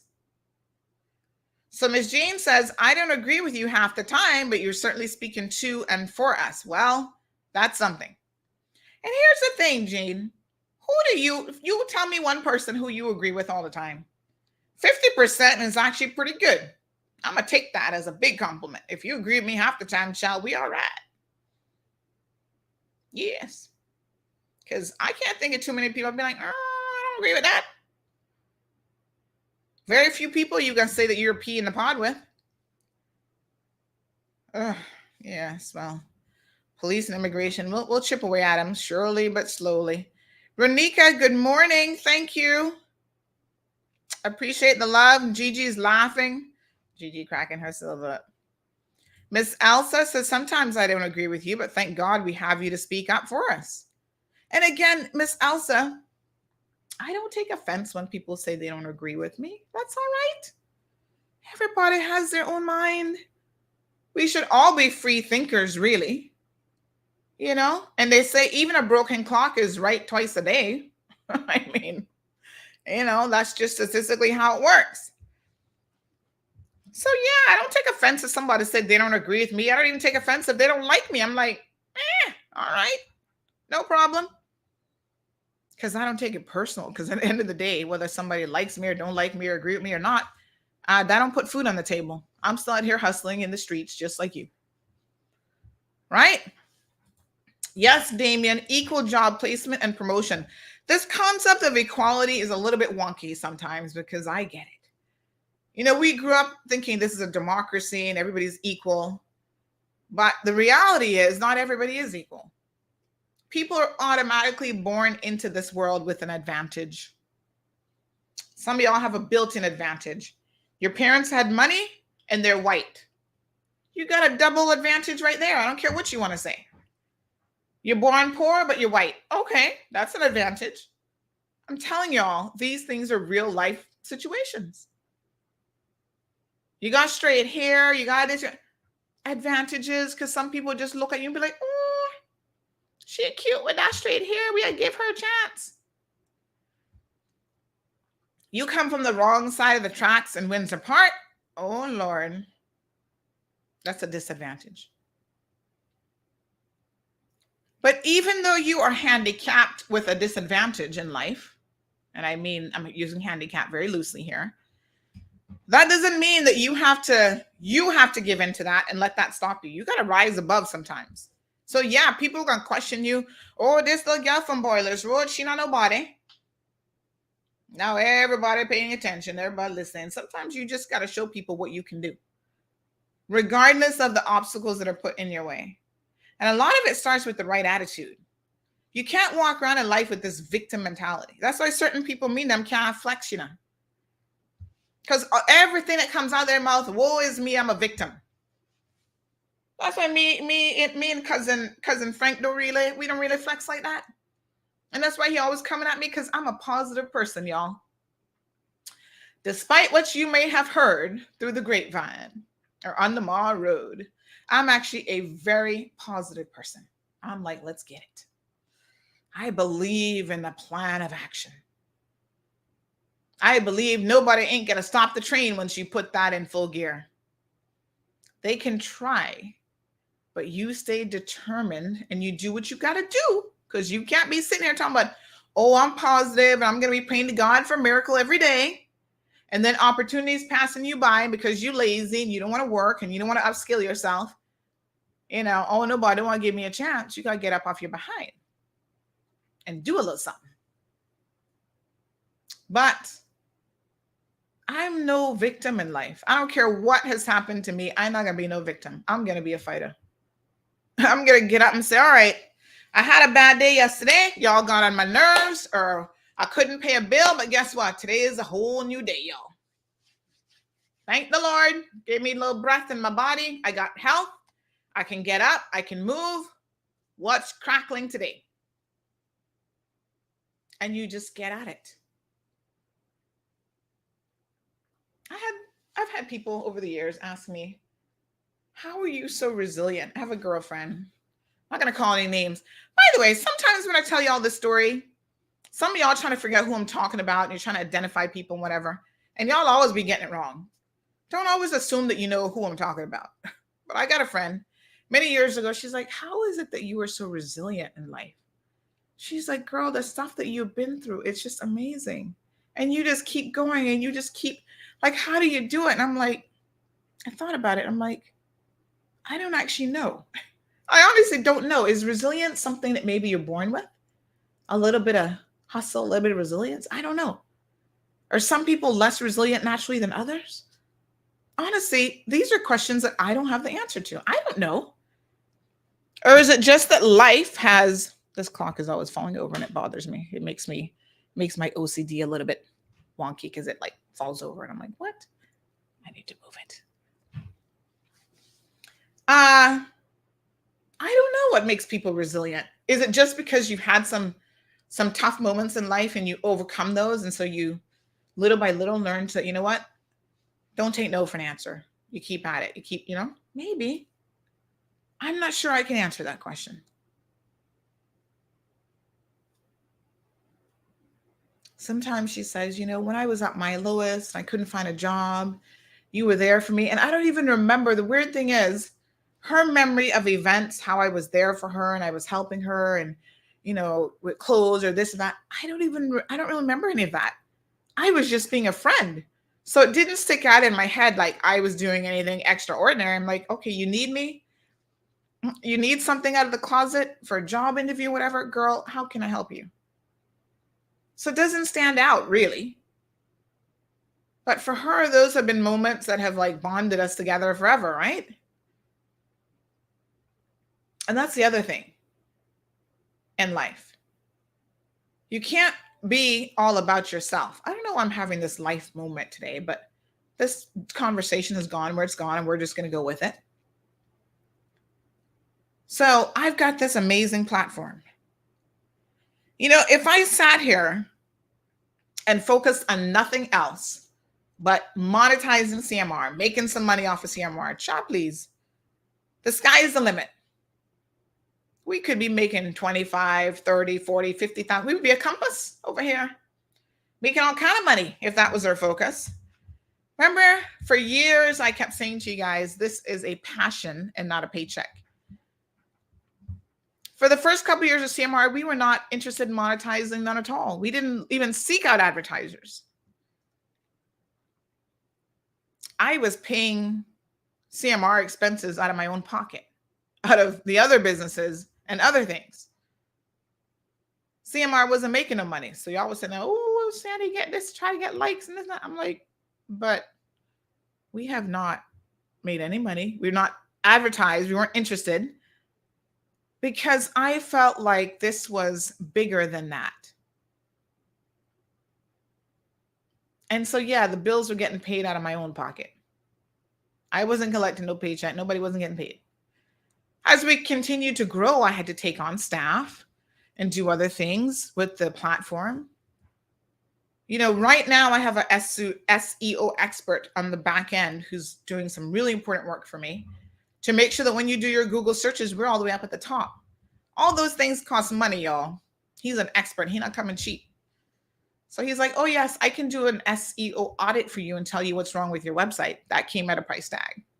Now that I tell you what's wrong, I can fix it for you over the next, 3-4 weeks, and that comes at a price tag. So everything costing money now. So we got to start monetizing a little bit. So, yep, the free ride is over. But it's still a passion. Find your passion in life. Maybe you've been a taxi driver talking to the tourism workers. Maybe you've been a taxi driver for a minute and you started out and that was your passion. And maybe it's no longer your passion. You hate sitting in the truck all day and driving people up and down that you can't even stand and that you don't want to talk to. Maybe you're ready for change. You're ready for something different. Miss Miranda. So the same government is giving all the jobs to permits to pay their salary, leaving their jobs for Caymanians. The whole immigration system needs a revamping. I'm telling you, it's too easy to get a work permit in this country. Aliano's feeling me. He says, I'm where I need to be. Having worked many full type of jobs since 2005. All I need to do now is land a good sized boat. I don't have I don't have to a red sails. All I need to be is professional. Oh, he's saying he doesn't have to be at red sails. Yes. Professional and Caymanian, that's what the tourists come to Cayman for. Outgoing, charismatic, and above average. We need to reevaluate what Cayman is not. Sell out because the outside money is better. Yeah. Aliana, you can do it. Why not? Yeah. Woo. El Ray, you talking some truth today. Yeah, these concessions have really not benefited us by and large. For real. I'm dead serious. El Ray, you could not be more correct. Carmelie says, Sandra, your sister Ann registered me, you, and Susan, and my name was spelled wrong too. What a mess. Did you ever correct your name, or is it still spelled wrong? I don't know about y'all, but I went and corrected my date of birth. I'm like, don't y'all be telling me when I was born now. Perla says, sometimes I don't like me either. Laughing out loud, but I'm okay with that. Yeah. Don't get too caught up in who like you from who don't like you. Oh, yes, my love. I went and got some curls yesterday. I actually have it pinned up and stuff. Rocio pinned it up all nicely. It looked better, much better yesterday. But anyway, I got a couple curls going on. I think I'm going to take out some of the pins and stuff. But I like it because when it's humid out, you know, the hair kind of does its own thing. So I don't mind it being pinned up. But yes, child, it's going back, by the way. I went this natural journey. Now, for me, natural don't mean I have to have a fro. I wasn't quite going for that. But natural meaning I'm not chemically straightening my hair.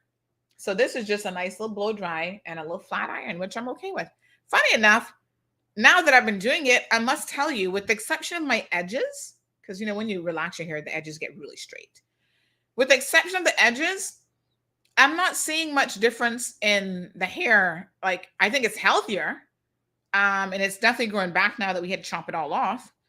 But yeah. And the good thing about it is I can go curly if I want. So I can put in the tight curls and, you know, make the curls come back.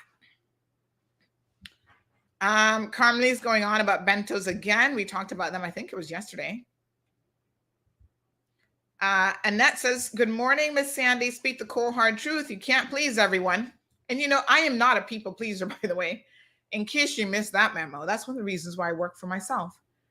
Because honestly, I'm just not a person who panders to other people. That's just not my personality. I have never, even when I work for other people, they tell you, oh, jump and you must say how high. And I'm like, what universe are we in again? That'll make no sense. I actually had a partner at Maples. I got to tell you all this story. I worked at Maples in Calder for 3.5 years. They sponsored me to go to law school. I was actually at Walker's first for a brief amount of time, but Maples came with a better offer. And I was like, okay. Just moved back to the island at the time. So I said, all right. So I took the opportunity. But boy, I was always bucking heads with certain people of a certain English design because they came with a certain attitude. And I was just like, oh no. Respect is earned. It's not given just because you're English and just because you're partner of a law firm. I'm like, who you is? Who your mom is? I don't know you. I'm not business with you. Right? You don't get my respect because you walk around with this peacock, you know, attitude. Nope. You get my respect because you're fair and kind, and maybe if you're intelligent and, you know, these types of things, these are good qualities. Maybe then. You don't treat your secretaries like garbage, that sort of thing. So I was always in a little bit of trouble, though, because I was always speaking up for people. And people who worked with me at Maples will tell you, I was speaking up in situations that had not a damn thing to do with me.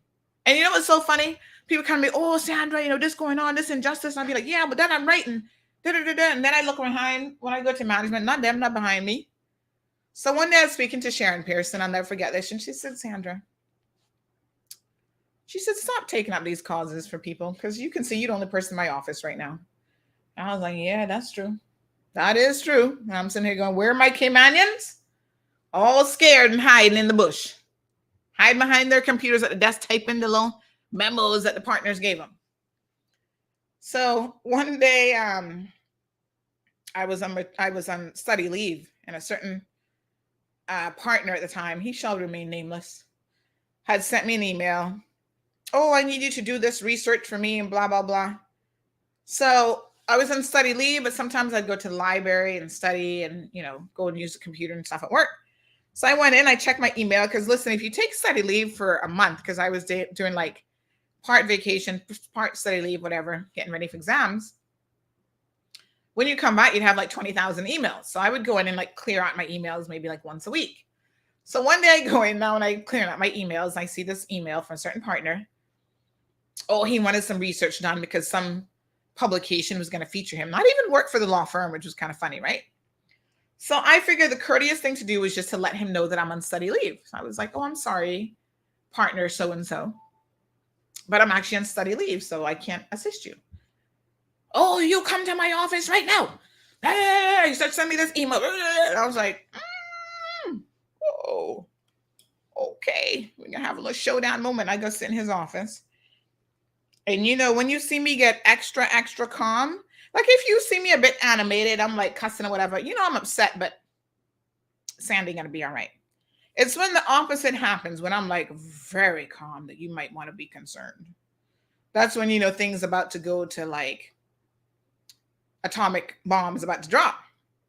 So I'm sitting in his office and I'm as calm, cool, and collected as I could be.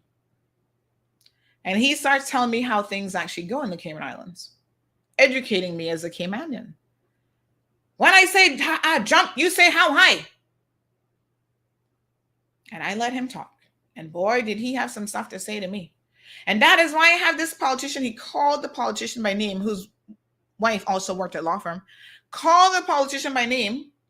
We have him in our back pocket. Don't you know? We tell this government what to do. And then I was like, oh. This was actually before I was involved in politics. I found this a very enlightening moment. I'm like, this man is revealing stuff to me. This is a revelation that I didn't even know. I'm like, politicians in the back pockets of law firms? What are you saying? So I just sat there and I listened. And he told me how it really go in this country. And I was like, damn, the people in this country don't really have a say, huh? It's the politicians who are being controlled by the wealthy people running the law firms, the accounting firms, and whatever. And I was like, wow, this is amazing. So you need to go do my research. And I said, okay, now is my time to talk. And I said, sir, with all due respect, and I was very calm, cool, and collected, because if I started yelling, screaming like him, I would have been no better of a jackass that day than him. So I'm like, I said, with all due respect, I'm not that politician. So when you say jump, I'm not going to say how high, because that's basically what he said to me. I said, I'm not here in this law firm on my knees giving anybody a BJ. This is exactly what I told the man. Unlike so-and-so, and I listed the Caymanian who was there having sex with anybody she could get with, partners and otherwise, to try and get through law school and into positions. I'm like, that. I said, that's not me. So you have me confused with that type of Caymanian, right? That's not what's happening here. And I'm not going to kiss your ASS to get anywhere. I thought, forgive me because it seems like I'm wrong, but I thought that this is all about hard work and, performance and whatever.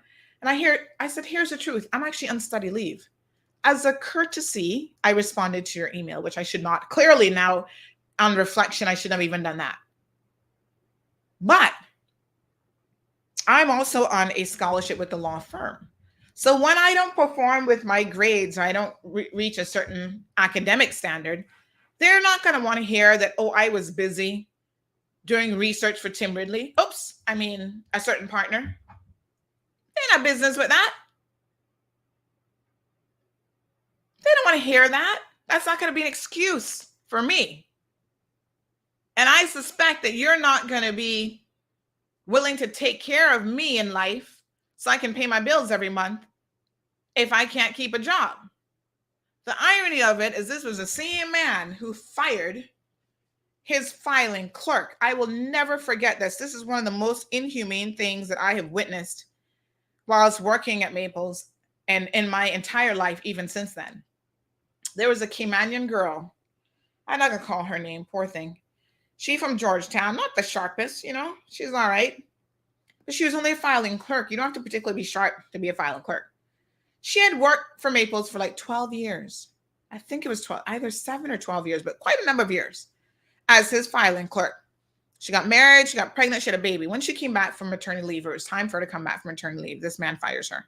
The same partner who now tell me he got politicians in his back pocket. And when he said jump, I must say how high. He fired her and gave her one little severance check, right?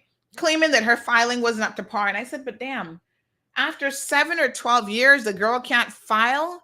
And instead of you saying, someone give her some help, do a little bit of training, whatever, this is what my standard of filing is.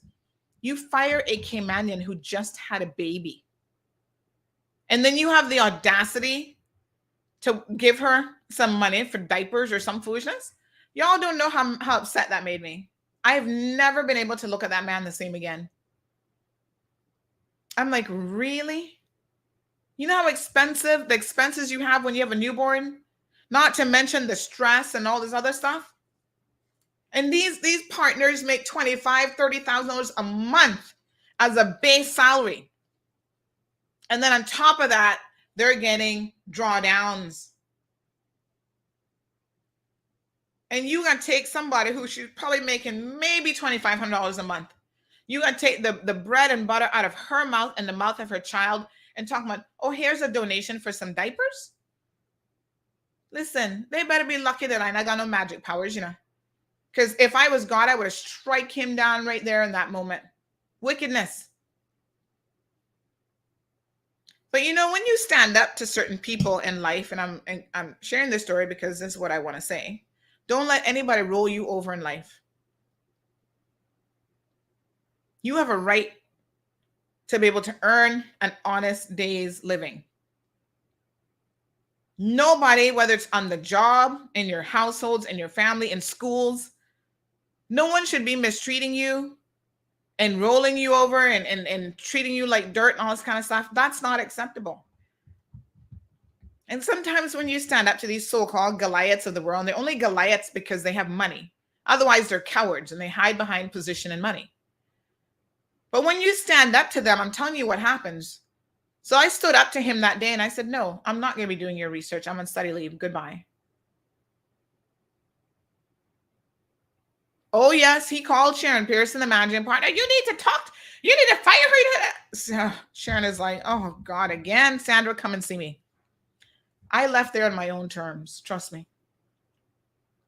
That day I never got fired. She just said, oh, Sandra, again. I said, Miss Sharon, here's the situation. I'm on study leave. This man is completely out of order. She's like, all right. And what an interesting turn of events. Every time I see him now, hey, oh, Sandra. After months later, when he retired and got his $1 million retirement settlement, who you think got an invite to the big time retirement party with the $25,000 worth of fireworks? But you talk about the duplicity of people. You can fire a Caymanian who's making a measly $2,500 a month, who's just had a baby. And it took that poor woman months to find a job. And if y'all were at Maples at the time, you'll know exactly who I'm talking about. Took her a really long time to find. But she's the type of person, she's left that organization. And where she's at now, I think she's been there ever since.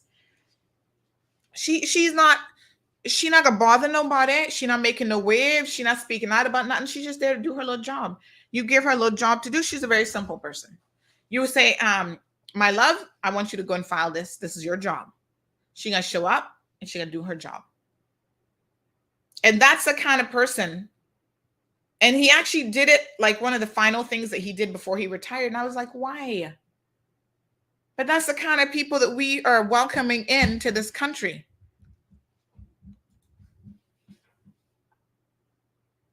Moya says, I think the problem is some people are too nearsighted. They only see the now and tomorrow and they need to look at the upcoming 5 and 10 years. It's okay to stumble and fall. We will fall many times. What is important is ensuring that you get back up and work towards better. Don't allow today's fall to hinder tomorrow's blessing. Amen. Moya, girl, you need to put that up on Facebook because that is amazing. Seriously. Miranda says, cut permits before cutting stipends so Caymanians can get jobs. Government putting the buggy before the horses. Well, I must tell you that you have to ensure that there is a degree of transition for the people who are on the stipends into opportunities. And if they themselves are their biggest hindrance, because Miranda, let's be honest now, some people don't want to work who are in stipend. They just want to collect that $1,500 a month. And they will purposely go into situations, as I've heard before, and fail tests that they could pass for Cayman Airways and different jobs and whatever. They're purposely failing the test so that they don't have to work. Those are the types of Caymanians that we need to say, no, honey child. It is time for you to pull up your bootstraps. You got to hold your own. The government is not here as your personal bankrolling machine. The ugly truth says, and as far as having politicians in their back pocket, that hasn't changed. Money runs this country and poor people only matter during the lead up to the election. And this is why you poor people who think you matter leading up to the election need to reevaluate your role in the process. Because when people come to buy your vote, and this is where you're being stupid, even as a poor person, you don't understand your true value. Because if you allow someone only at election time to buy your vote, give you a new refrigerator, a sofa, a little bit of this, a little bit of that, and then for the next 4 years, you're going to be ignored and policies are not put in place to benefit you, then of course you're going to be used.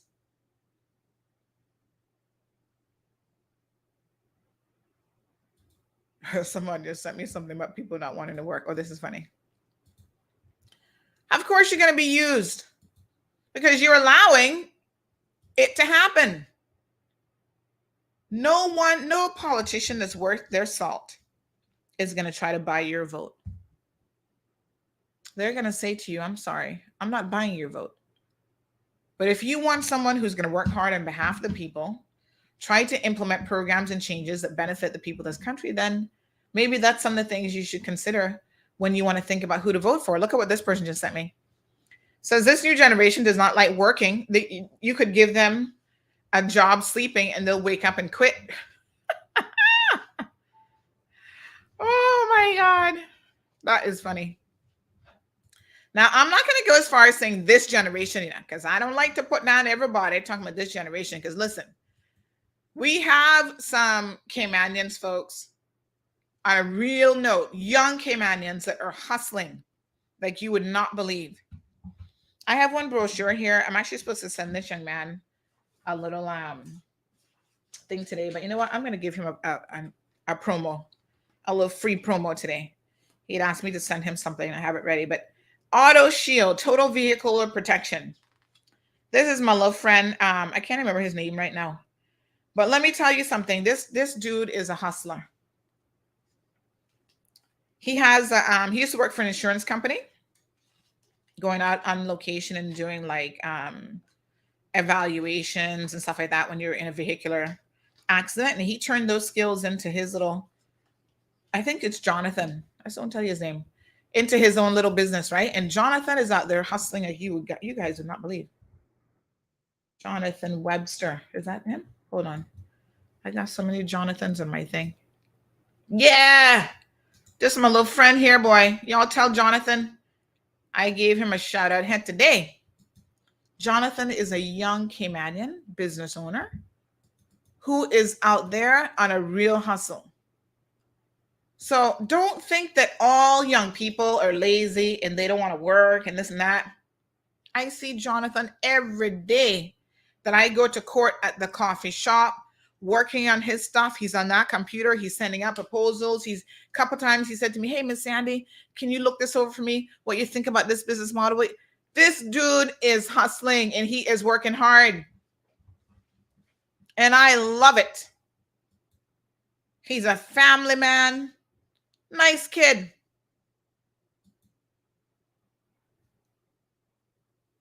You understand what I'm saying? There's a lot of Jonathans out there. But of course, we only want to talk about, let me show you one with him under the hood, child. Working hard. You know, we only see the ones who are being lazy and who are doing nothing. Right? But there are Caymanians who are out there doing the right thing. Is he related to Sarah Sue's husband, Macfield? Albert? They kind of look alike now that I'm seeing them in this picture together, to be honest. I don't know who he for. I don't know who his family is. But what I'm telling you is this little kid has some serious hustle. I believe he used to work for Keyman first. I want to say that was an insurance company he used to work for. But yeah, Jonathan is on his hustle, man. And you have to respect young people who get out there and work hard and do their thing.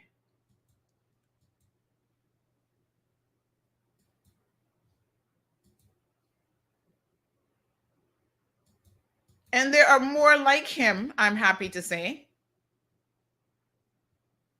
Somebody say yes, and he's our generational Caymanian too. These are the types of businesses that you want to support. You see a young person hustling and doing what they got to do, support them, give them the business, especially when the service is actually really good. It's easy to sit back and say, oh, these young people, they saw this and they saw that, they don't want to work. But that doesn't describe everybody. A lot of people are hustling. A lot of people are trying. Yes, thank you, Ugly Truth. Yep.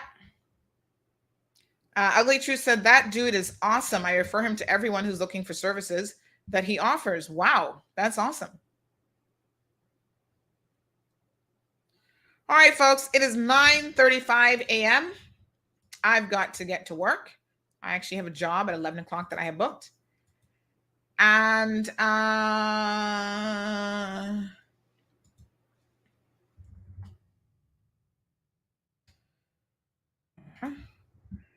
going to go look at the cause list for court.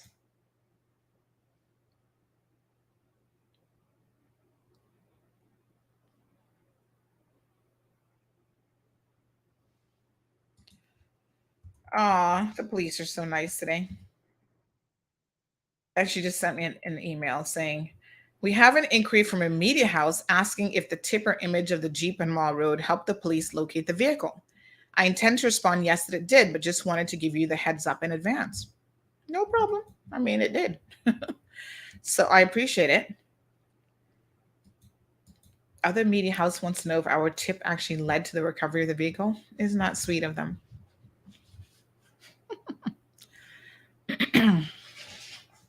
Anyway. All right, then. Thanks for letting us know.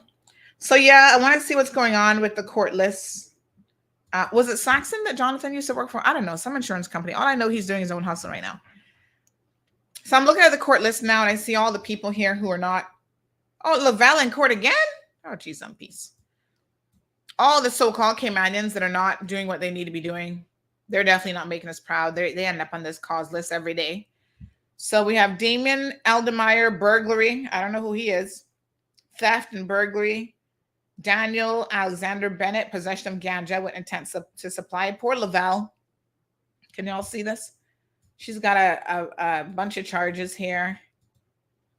Idle and disorderly person, assaulting police, resisting a police officer, disorderly conduct. So she's back in court today.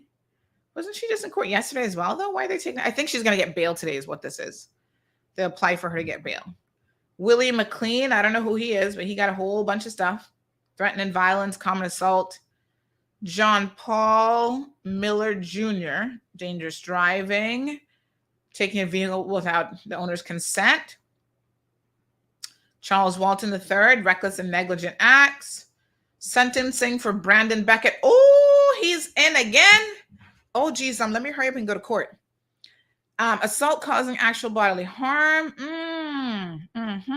He loved to beat women up. Y'all better stay away from him. One of these days, he's going to kill somebody. Javon Johnson. So, yes, I need to go through the list. Which judge is this before today? This is Magistrate Gunn. Interesting. All right, let me see if I can get to court for some of those. Let me hurry up and get out of here. Let me skedaddle. Yesterday who was in court yesterday? Oh, yes, Lonnie Tibbetts. We'll talk about that tomorrow. We'll do some court news tomorrow. All right. Have a wonderful day, Miss Perla. Elsa says, yes, not all young people are lazy. I got 2, and thank God they're not lazy. My daughter's 20 and my son is 25, and they're both working. It's how you raise them. Good. Friday, court is going to be hot. Oh, Jamelia. I got a situation Friday that I need to resolve for. I'm going to have to talk to you. Because, girl, yes, I need to be there, but I got a conflict. Lavanya says, I'm working from I was in primary school. Yes, girl, bagging groceries at Kirk's. I worked every supermarket, a few restaurants along the way. I paid for all my graduation stuff, my gown, my ring, etc. I always had 2 jobs. Hard work didn't kill no one. I'm just saying. Thank you, girlfriend, and you're still working hard. Good morning to the beautiful Mary. She says, not to mention the companies that get permits approved for a particular position, but the individuals are doing something different. Yes, and being paid a much higher salary. That's against immigration law and absolutely wrong. She goes on to say, this friend crap needs to stop. Board members, wake up. You all are made aware many times and nothing is done. This isn't something new. It's been going on forever. That is the truth. But yes, Friday can be good, but anyway, I'll message you, Jamelia, because we got to be there in the flesh. Okay, folks, thank you guys so much. I'm going to run off to court. You guys have a wonderful day. Be positive, get something positive done. And we will definitely see you guys tomorrow morning, same place, same time. Have a fabulous Hump Day Wednesday. Thank you for tuning in to another edition of The Cold Hard Truth. Make sure to check Facebook for showtimes and more information and the latest news at CaymanMarlRoad.com. Subscribe to our IG and Facebook pages to get the latest happenings.